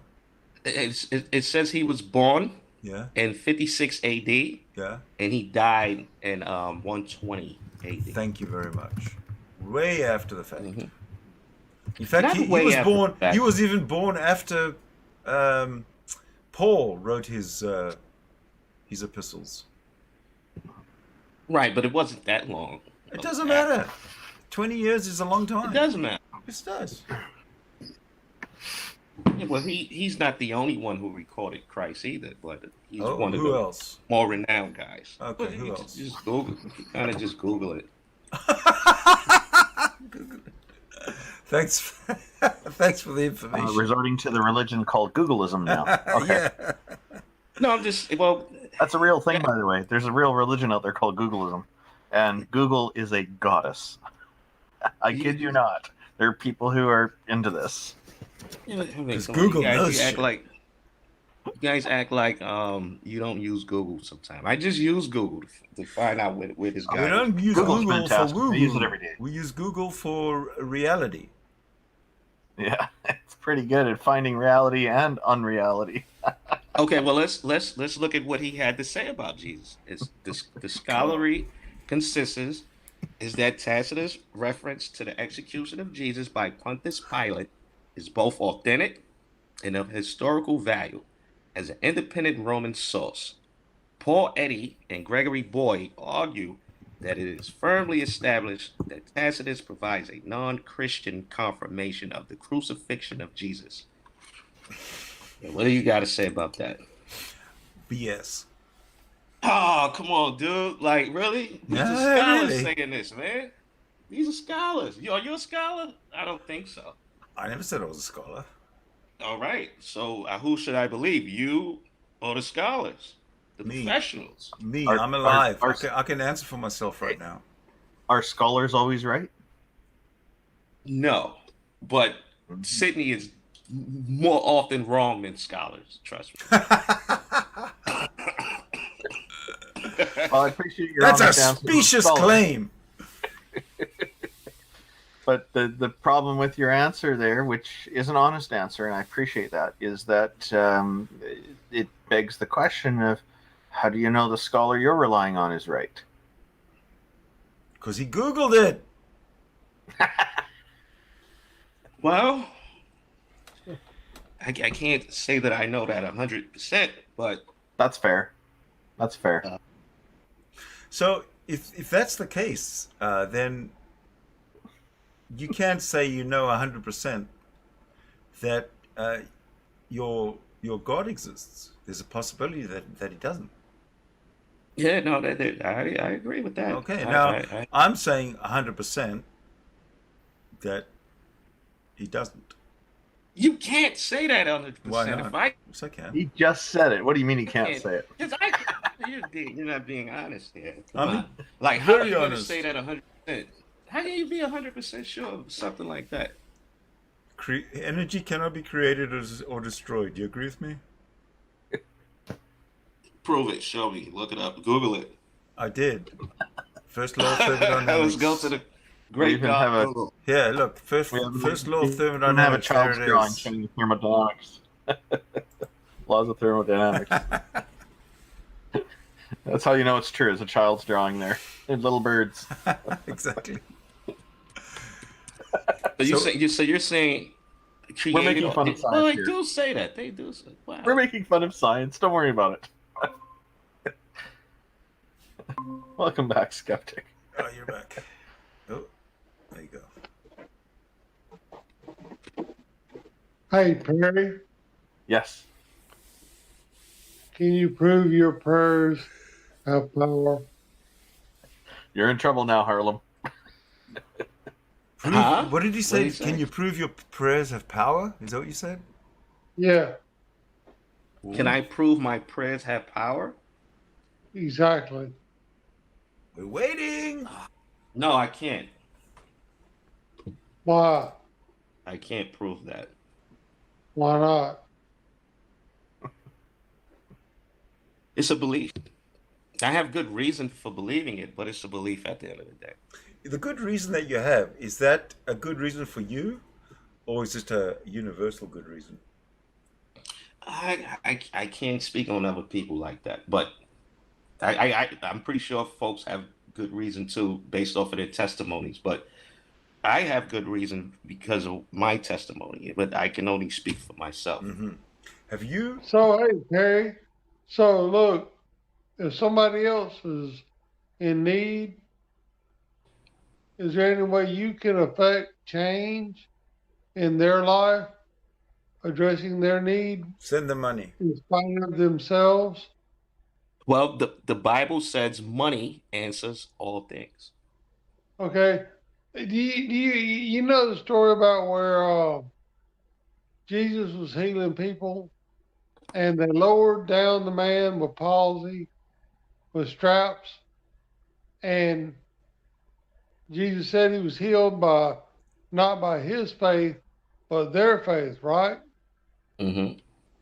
So that means the person needing the intercession doesn't need the faith, but the ones doing the praying need the faith, right? Yeah. Well, the thing is, Oh, hold on. Wait. with that, Is that, am I right? I'm not sure if I even understand your question. All right. No, no, hold on. No, when they lowered the man down to Christ with palsy, and he was healed not by his faith, but by the faith of the ones that lowered him down. That Oh no, meant I that don't, I man don't, I was don't, I healed. don't recall. I don't think the Bible says that. I know that Christ have often said to people that he's healed, that it was their faith that caused them to be healed. He would often say, if they didn't have faith, they would not be healed. So he would often say, "Do you believe that I can heal you?" And if they had faith that he could, then they would be healed. So I don't think it was the faith of the people that lowered him down. It was the man himself believing, having faith that he can be healed, and he was healed. But no, you're no, that's not true, man. You're looking. No, that's how it works. No. The way the scripture reads is that the people that lowered him down had the faith instead of the man. So the significance of the lesson is the person in need doesn't necessarily need the faith, but the person making the prayer has the onus. Like you prayed for me to walk now, or my father to get well. The onus will be on you because of your faith, is the way that parable reads. Not that the onus will be on the victim. But the way I was raised with Pentecostal, Calvinistic religion, everybody that don't get a supernatural intervention for a problem, well, it's because they lack faith. So that makes the victim guilty. And that's like a battered wife syndrome.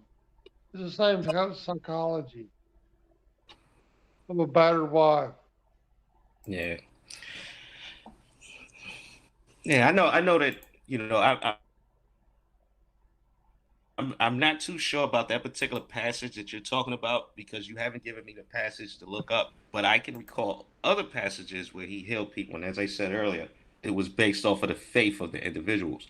There was even a situation where Christ had to leave his hometown because he couldn't work miracles there because all the people watched him grow up, and they're like, "Dude, you're not anybody special. I know your mom." So because they didn't have any faith in him, he had to go to places where people didn't know him in order to work his miracles. Because, as I said before, it's based off of the faith of that person that he's working that miracle. That sounds like he's not omniscient or omnipotent. Then, if that's the case, I don't think Christ ever claimed to be omnipotent. So he's not God then. That's the Father. oh, so Christ is not the same character as the Father. Oh, no, of course not. Okay. There are people that believe that, but I think So that do totally you, contradicts. Terry? So you see Christianity as polytheistic. Then there's the Father and there's Jesus as two different deities. Then Yes, Christ would be a lesser God. okay, so it's Than the polytheism. Yeah, Okay. it is. Actually, it is to a degree. It is. This is interesting. I mean, talking if you want to be honest, a lot of Christians, I don't think they're really true Christians. I think they just kind of follow a doctrine, Yeah, you're But thinking if you Trinity, aren't read, you? huh? You're thinking Trinity, right? Yeah, like Trinity, for instance, that's the doctrine. Yeah. You're not going to find that anywhere in the Bible. But yeah, Christ makes it really clear that he and the Father are two separate entities. Now, people may find passages where he says, "I and my Father are one." I don't necessarily think that's talking about the same person. Me and you can be one, meaning we can be on accord with things, which Okay. would make us one. And I think that's what he meant by that. But I think Christians that believe in the whole Trinity thing, I think they're reaching when they do that. I tend to Interesting. stay away from. I've spoken with some Christians, a very small number, who say essentially the same thing that you're saying here. It seems the majority are thinking it's monotheistic and Jesus is God. They're the same, one and the same, and it's interesting how it varies depending on which denomination a person's in and what their personal views are. And so, Harlem, I gotta say, I really enjoy chatting with you. You seem really nice. I have to go. It's family stuff I have to take care of. I was just noting that in the chat. I'd love to stay longer. But hopefully we can chat again in the future on Sydney's channel here. Yeah, if Sydney does another live stream and I happen to catch it, and Yeah, I'm going to start more live streams. I think they're. I used to live stream a lot before Trump, and then Trump came along, and that was the end of that. Well, now you can get back to live streaming. Now I can get back to exactly. It's really sad that Trump's gone, though, isn't it? I mean, this new administration. He was mentally gone before he got elected, wasn't he? Trump. I'm not saying I like the. Not the sharpest tool in the box. Yeah, but he's a lot. What did you vote for, Biden? I'm Canadian, so I okay. Oh, yeah. I mostly stay out of. We've got 5 political parties here, so I was gonna ask you that. Yeah.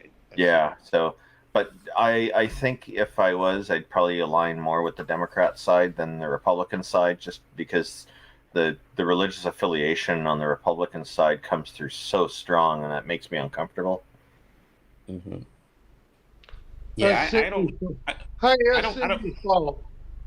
I wouldn't side with either side, but if there's a good independent, I'll throw my votes at them. Yeah, I just feel that if I had a choice to make between Biden's administration and Trump's, I would definitely go with Trump. At least Trump grabs cap. Well, he the immigrant situation. He was taking care of that situation, whereas Biden, he wants to bring in more immigrants, so that's locking children in cages and separating from their parents is the way to handle the immigrant situation. Randolph, hold on now. Obama built those cages. Oh, okay. Yeah, Obama created that refugee crisis. You guys need the Canadian cages that we have. No, Randolph, honestly, Obama created that crisis because he portrayed this image of like the anchor baby thing. They'd get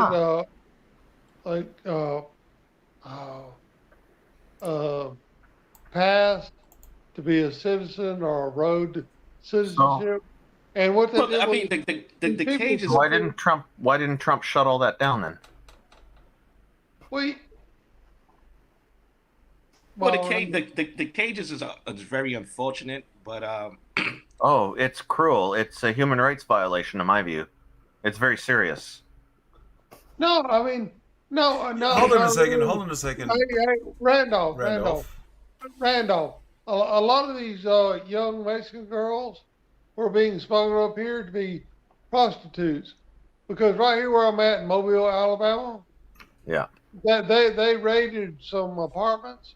Oh, there's a lot of problems. I agree. Yeah. Why is America short of its own prostitutes? Why do they have to import prostitutes? don't Right, know. but that's my point. I don't understand why. Yeah. Well, they didn't have you helping them out, Perry. But look, they were maybe that's a business opportunity for you, Perry. Moved out here and organized the horde. But look, they Take were charge, Perry. Go on. Make it work. they raided some places, and there were like 14, 15, 16-year-old girls here in Alabama, and they were servicing the farm harvesters that were immigrants, Latinos.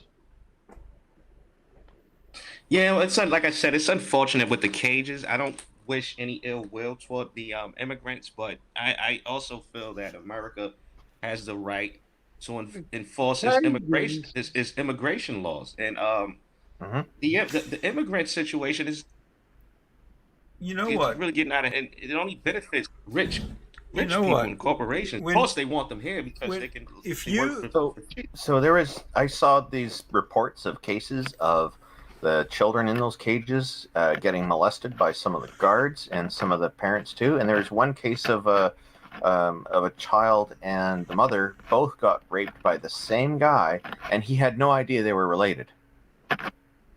Yeah, that's crazy. I what don't know why difference would it have not made? something being done about that, but I'm not advocating that they just. Yeah, they should. You should be definitely have the right to enforce your immigration laws. However, turning it into this kind of thing and what, like, I don't know. There's something seriously wrong with the way it was done.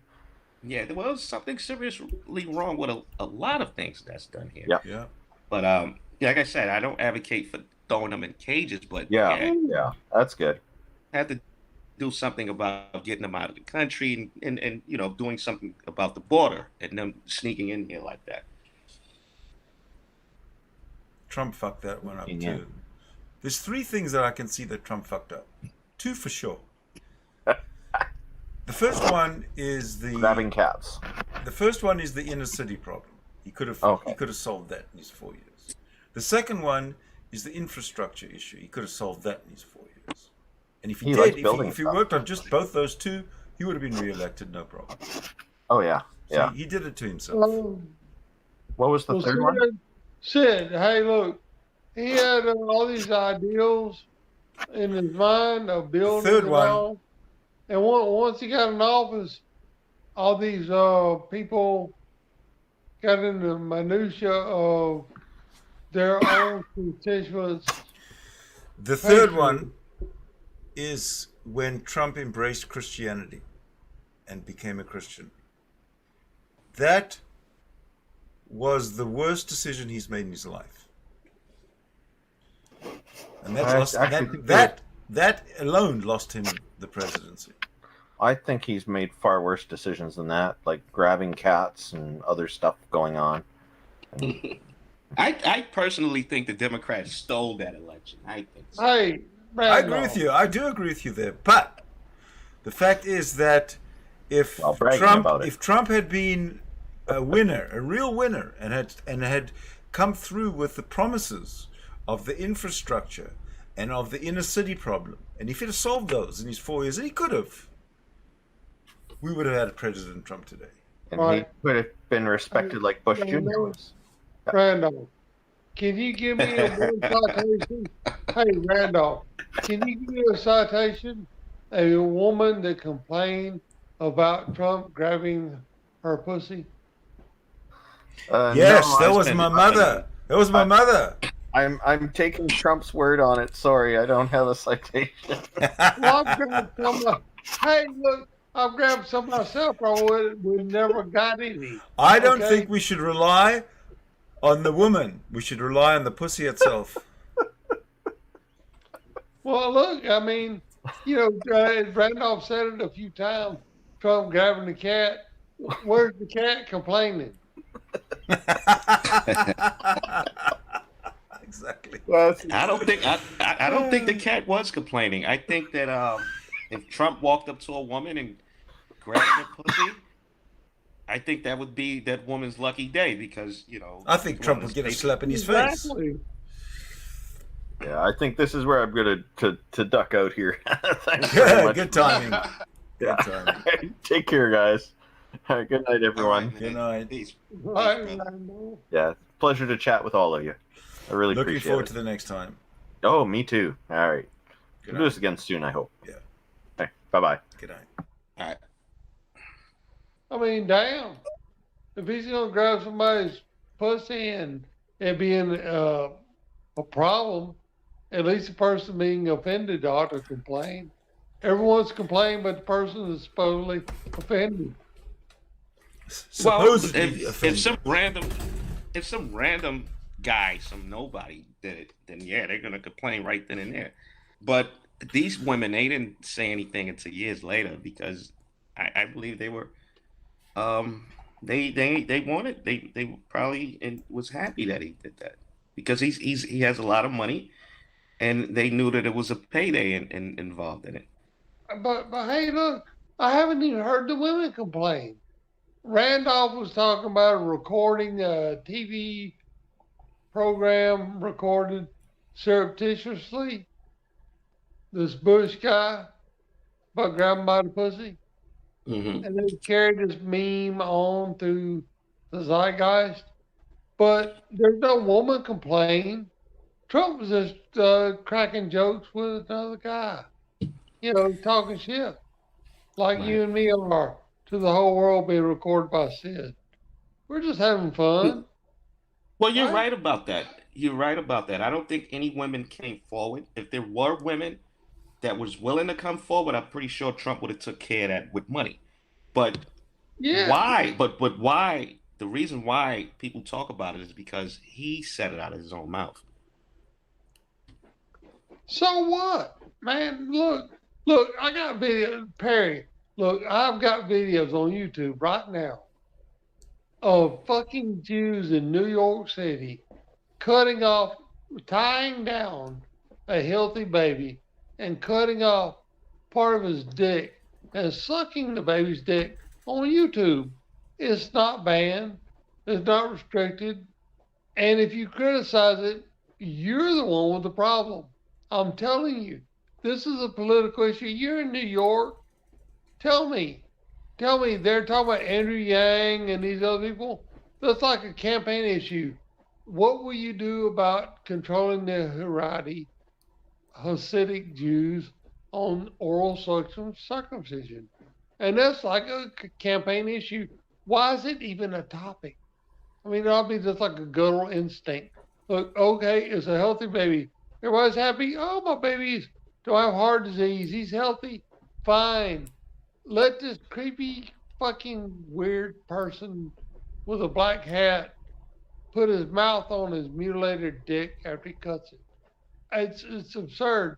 When I tell my Well, I mean, well, look, the parents of that baby obviously brought that child to that rabbi to do that. Yep. They had no problem with that. That's their culture. That's what they do. And yeah. Yeah, but human Good rights trumps all of that. Well, Human rights look, supersedes all of American that. law, Perry.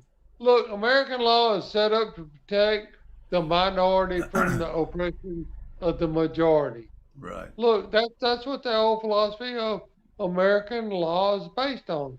Protect the minority from the oppression of the majority. And nobody is more oppressed than an infant, defenseless.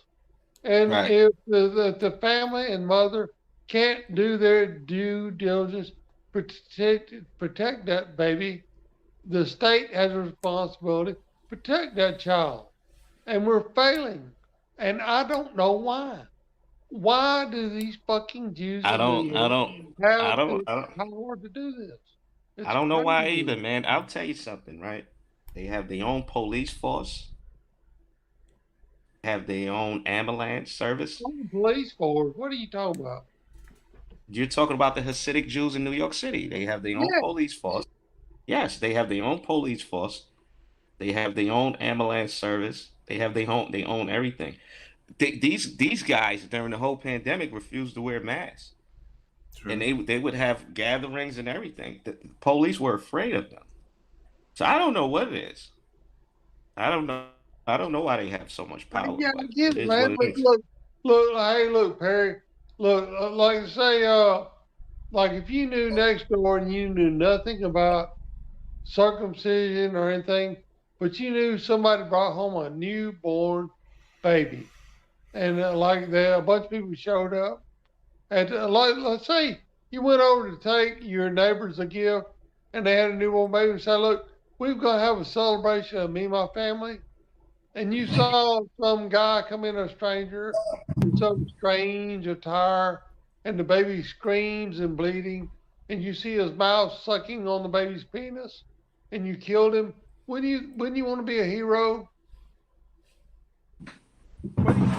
Yeah, but that's not the scenario, Tom. The situation is like I said before. The parents. This is a cultural thing for them.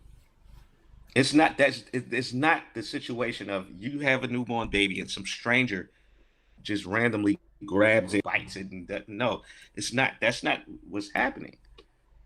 This is a cultural thing for them, and they'll fight. The parents of that baby will fight you if you try to stop it.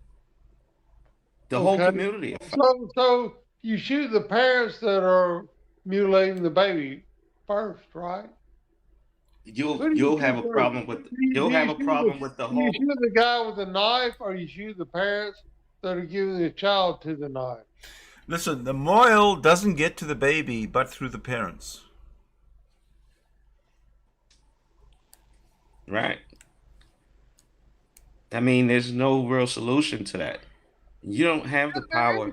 That's bullshit, Perry. You take the fucking What's the solution? you What's the go in solution? yeah, you go in there and you find these men with the black hats and the goddamn curly hair, and you put their ass in jail with a bunch of niggers from New York and Rikers Island, and they'll straighten their ass up.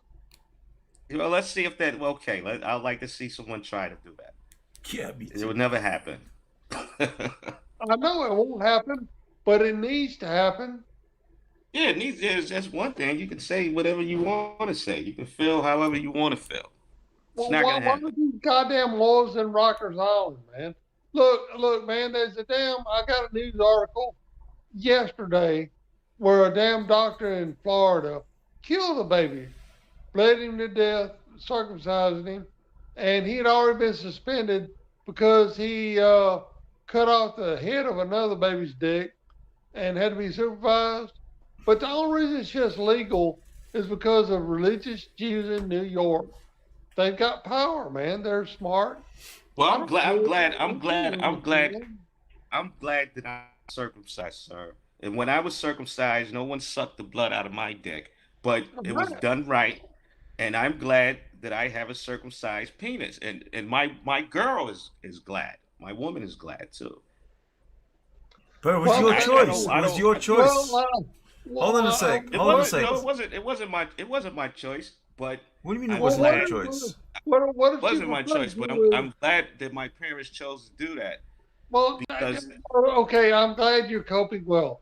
You sound like you're dealing with it well. You don't have to wash your dick as much I for don't your want a whole hoodie. attention. I don't want a turtleneck on my dick. I don't want a hoodie Right? off my Okay, dick good. head. Good for you, Perry. What about this dead baby in Florida? That's malpractice, man. And I what was can just I going to say? say that. That's It's unfortunate. malpractice. What kind of practice?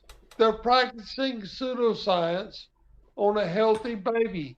It's not medicine. It's witchcraft, and it's fucking Judaism. And it's only tolerated because of a lot of rich Jews in fucking Washington and New York. It's fucking crazy, So man. you're You saying gotta it's only learn to- tolerated because of money? Exactly. Yeah. It's all patronage, Sid. Well, then once you separate church and state in your country, we'll talk. Till then, shut Well, up. I'm trying my damnedest. Well, hey, look, in Alabama right now, I'll tell you what, they proposed a law to stop this transgender therapy on minors, giving them hormones, Yeah. and they got in pickle because the language of the law says that it will be a felony to cut away any healthy part of a minor. So that sounds good, upon itself. Like, if it's healthy part, why should you cut it? So Right. they No, made you it a felony. have a good And the point. You American, do have a right? you Okay. have a Well, point. The right. reason the Let me, reason the let me reason finish. One at a Let me time. finish. Perry, okay. let me finish. The American Academy of Pediatrics have wrote the legislation for the Alabama Constitution to give them a caveat that will protect them from libel for cutting away the healthy parts of healthy babies, boys' genitals. And Chabad, the local Chabad, Chabad, creep, joined them. They're an alliance to make this legal to protect them from liability. It's Mhm. crazy, man. And actually, the American Academy of Pediatrics is a trade organization of doctors which make money off the baby, 400 Mhm. to 500 to $3,000. That's millions of Well, dollars. I think it should be up to the parents to decide if they want it. If they want to get their kids circumcised, they can do it. If they don't have to. I think that's the way it is, and I think that's the way it should be. I don't think it should be dictated by the government that no, we're saying you can't do it. Period. You Should know it what I be up mean? to the Now, parents then yeah, to it should be up hold to. on? Let me ask you a question. If if a baby's born and the parents want to tattoo the baby, should that be okay? No, Why? it's not the same. It's what, better or worse? What do you It's think? not the same. Like circumcision, like Tom said, is mainly because of religion. So we have the right to practice our religions and our customs, and if that's a part of that's an Yeah, ancient but custom. if your religions and customs go against uh, contemporary human rights, doesn't contemporary human rights override your customs? Yeah, it does, and that's where tattooing the baby would come in at. But as far as circumcision, I don't think that goes against human rights. So There's so adults. so circumcision is not as harmful as tattooing. No, there's adults that's angry at their parents for not circumcising them Where? at when they Where? were Show me kids. one. I have a friend. He's not here right now, It's but not, not I my know friend. plenty. I don't know him. I know people that went and got circumcised as adults, and they're pissed off that they gotta go because that shit is painful. So it's like I'd rather my parents would have just took care of it when I was a kid. Perry, Perry, I have a friend that was raised in the Haredi Jewish sect in uh Welcome back, Height Skeptic. the what Oh, you're back. I forgot the Oh, Heights there you go. subdivision or district in New York. Hey, And Perry, she only was able to have Yes. one boy and he bled can to you death. prove your prayers have What about power? Yeah, I you? know, man. That's You're in malpractice. trouble now, But like I Harlow. said, No. Well, hold on, Perry. You say malpractice. He wasn't practicing medicine. He was practicing religion. I would not let a person that did not have a medical license to practice circumcision circumcise my child. I Okay. would wouldn't tell do it. that to the Well, Jews. do you know there's no laws regulating it? Hmm. None. No, I think that if someone went into the hospital and pretended to be a doctor and did that, they would definitely go to jail. Okay. What if the boy was 12 years old and you took him to the hospital and said, like, say you just got busy and didn't get it done before he could fight back, and he got to be like 12 years old, and you Right. drug him into the hospital, like say you and him had a argument, and he said, "Look, I'm gonna prove to you that you're a subordinate. I'm gonna have you circumcised," and you drug him to the hospital, and him protesting, should you be allowed to circumcise that boy? 12 Hell years no. old. Hell no. Why That's not? that's cruel punishment. And I knew a kid like that when I remember I used to go down south a lot for the summertime. My mom would send me to my relatives down south, and I had a cousin who was maybe 6 or 7 years old, and his mom bullshitted with getting him circumcised, and they decided to do it at that age. And I felt so bad for that kid, man. He was going through so much pain. No, if you don't get it done as the child is born at that time, then I probably wouldn't do it after that. So tell me how old is too old to get circumcised without consent? I would say like 1 years old, man.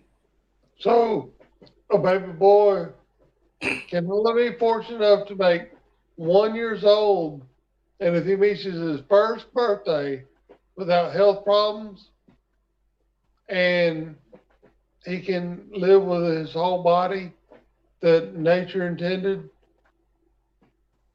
and then it's assault, right? Yes, I would think so. Yeah, So that's there's how. like, so like if the baby has no UTIs and no problems, and he's like 360 days old, and his mom and father get in an argument, and she said, "Well, look, I'm gonna circumcise this baby because I want to." And the reason I say that because right now in Florida, you know, this is not hypothetical. There's a couple in Florida that have had an argument, and the husband wants the baby circumcised, and the mother don't, and he's absconded with his boy, and he wants to have him circumcised against the mother's wishes. You know what? I'm gonna recant what I said about the 1 year thing. I'm gonna recant that. I'm gonna say unless there was a real major reason for why the child could not be circumcised up to 8 days after his birth, unless there was a real good reason, I would say that 8 days, you have 8 days after the birth of the baby to circumcise him. That's what I would say. I mean, look, they're actually having a fundraiser to like help this woman get an injunction to stop her husband from mutilating their boy. I'm not joking, man. That's serious. No, that's fucked up, man. I'm with you on that. Like I said, anytime beyond 8 days, unless there's a really good reason for it, I would consider that to be wrong, and it should be against the law. That's what I would say. Well, see, that they don't want to. That man, it's crazy, Barry. Man, it's fucking nuts. My daddy ain't circumcised. He's 83 fucking years old. He ain't never had any dick disease. Me neither. I'm not cut. My son ain't cut. My grandfather ain't cut. It's fucking nuts, Yeah, because man. you're a backwater redneck heathen. No, I'm just messing with you. But hey man, that's your family's decision, man. You know, I don't have an issue with you not No, being. man. No, it's a cultural thing. I wouldn't want to be running around here uncircumcised. It's not that big a deal, man. I'm telling you. Look, women have way more skin folds and flappy tissue than men. Man, it's Yeah, but I'm not a woman Hey, though. Perry, these little babies, man, they hurt, man. It scars their mind, man. Look, Perry. I can send you a video. It Perry, really if hurts. you- It's harmful. If you were walking around uncircumcised, would you feel naked? No, I wouldn't feel naked. I would feel somewhat embarrassed. I don't think women really. Okay, the thing to do is keep your zip closed and don't flaunt your penis in public. Yeah, but I mean, see, the thing is like, a lot of women don't like performing fellatio on men that's not circumcised. Then, That's then, stupid. then, That- then don't go to those women. Go to the other ones. Hey, most women don't want to do it. Perry. So it's Look, all about man, you, right? All about you. I can tell you for honest truth. Like my high school girlfriend, like she'd go down me and she'd say, "Oh, clean up," and I'd take like a shower or just wash. See, he got the funky dick all day. Come on, man. Right. Like that, you know. That's I don't want the funky dick. I'm sorry, dog. I don't want no dirty, stinking dick. I'm glad I'm circumcised, nice and clean, and I'm pretty. not. Head pop out. Well, these babies aren't being. These are parents. You're impugning some kind of oral sexual proclivity on an infant child. No, I'm not. I'm not. You're taking it too far. I'm look. Even medical studies show that circumcision on a child within 8 days of his birth is medically good for them. It's good. You know, that's the best time to do it. It's the best time to do it. Well, look, it's just the fact, man, that don't you think a mother has an instinct to say protect her baby from harm? I think you're reaching, and I think mainly the main reason why you're reaching is because you're uncircumcised. Now, I went out on a limb for you and went as far as saying within 8 days. I gave you that, but I'm not going to agree with you and say that circumcision should be banned totally. No, just because you're an atheist and you don't like God and you're uncircumcised. Well, you know, what about? no. Okay, well, look. So we allowed the Jews in New York to circumcise their babies, but not allow them to suck the baby's penis. Would you be okay with that? They allow the Jews in New York to do a lot of things. It's not just that. I don't think. No, just simply suck the baby's penis. Would you? What would be the crime in after? You know, I would think that actually cutting off like all the nerve tissue and everything off the baby's penis and the bleeding and everything would be enough, but would sucking it be just a bridge too far?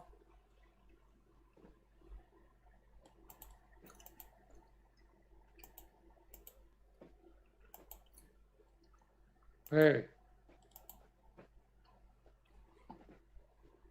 Can y'all hear me? Where's Perry?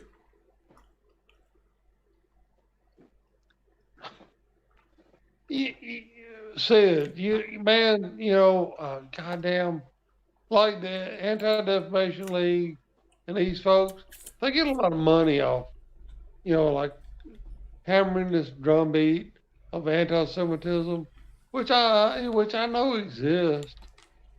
Sydney. Yeah. The girls, the little girls, in let's say Kenya, they like to practice female circumcision, right? Where they cut off the woman's clitoris, that's just crazy. That's a lot worse than male circumcision. It's not worse. Right? It's just the same. No, it's not just the same because the woman gets orgasms from the clitoris. Genital mutilation is genital mutilation on male. No, on a boy but or it's a girl. not this. But you can't make the argument that it's just the same, Sydney. I'm making the There's a argument. that it's there's just a the same. What do you mean I difference. can? Of course I can. Okay, when you circumcise a male, you're not taking away the whole sensation of his dick. You're mutilating his genitals. Yes, that's the same. And with women and with females, it's worse. Hold on, and with with females, you're also mutilating the genitals. So it's the same. And that's the same. In that sense, it's the same. But it's worse for the women. And my argument for that is because when you take away the woman's clitoris, you're taking away her ability to have sensation down there. When you take away a man's foreskin, you're not taking away the ability for him to have sensation down there. What about what are you talking about? He doesn't have a foreskin. How can he have sensation on his foreskin, which he doesn't have? What about the dead baby in Florida? Google it. This guy. You with this damn dead baby. Listen, there's nothing I can do about a group of people that decides to do that to their children. Yes, it's unfortunate. I care about I love all children, but what the fuck can I do about that? Well, you can come out and tell your politicians in New York that if these fucking Jews that need this shit, lock them up. Fucking track them Oh, out. lock them up, Put 'em eh? in prison. Sure. That's easy. Hmm. They're Hey, fucking needy. I'll do that. I'll talk to my because I got to. We're having votes. We're voting on June the 13th. There's the borough president. The we're voting for a new attorney general. And we're voting for a mayor. And Bring it up, man. Say, look, man. yeah, I'm gonna bring it up. I'm gonna bring it up. I want to just say, look, I want Matita Papa a felony. Like if somebody like I want tell me you want like a medical certification to do general surgery on baby boys or any babies, like a MD degree, and you want anybody that violates that without certification, aseptic technique to be a felony. Support that. That's Yeah. reasonable. Yeah. I'm gonna do that. I'm gonna do that. I'm looking. I'm gonna if I get a chance to talk to one of the candidates personally, I'll bring that up. But I'll also look into what they're doing and see if any one of them are championing that cause, and that will sway my vote. Yeah, I mean, and you know what? These people that want to do this, they'll tell people like me. They'll like Livid's obsessed with me being like a right wing Nazi bullshit, whatever. He's sick. However, uh, All of those, I was looking at a picture of World War II, and it showed the faces of the young men that were on a boat that was just about to go in, that was just gonna get off the boat and go right in the war. And you know that 90% of those faces died. Yeah, yeah, yeah. And they died fighting Nazis. And for and for some Americans to turn around and call themselves Nazi, that's a spit in their face. well, hey, look, a lot of those people were relatives of mine.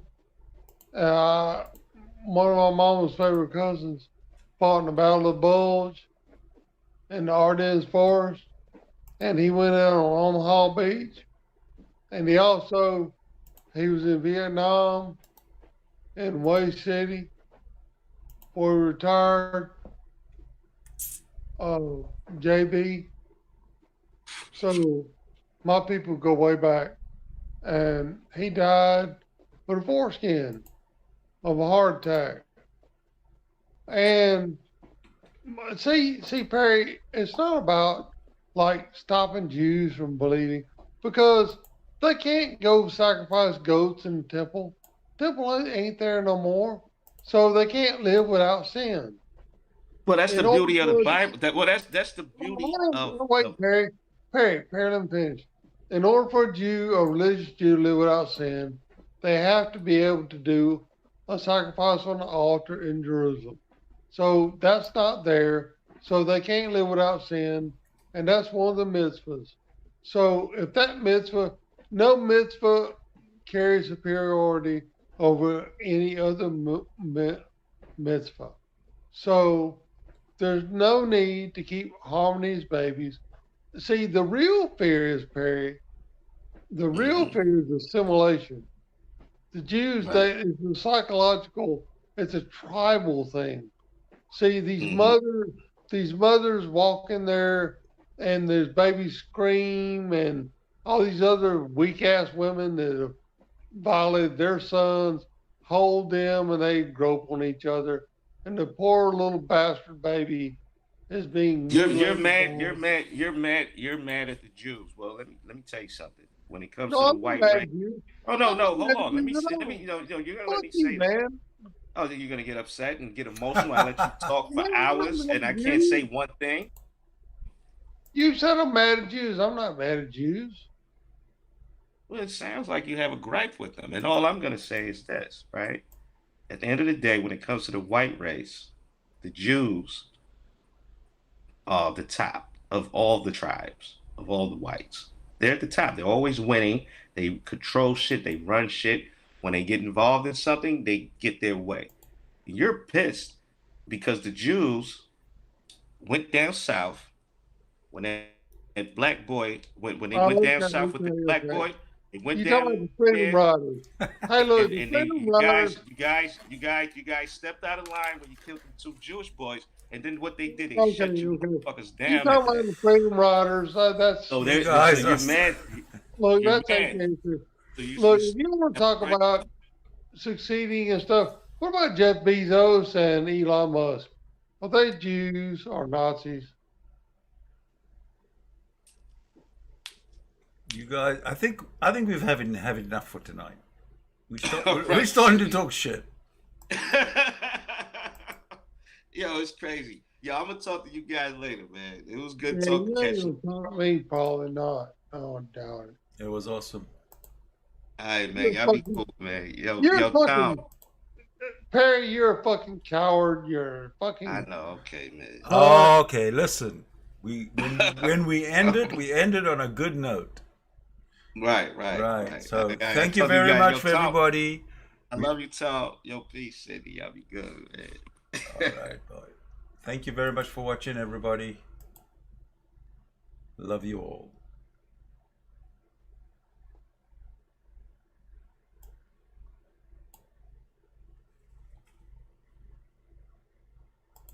Well, it didn't shut off yet, Sid. No. It's really sad, Sydney. Oh, the way state of affairs. Why? It is what it is, man. Well, man, I wish I could be there for to help my father. He's alone. Isolated.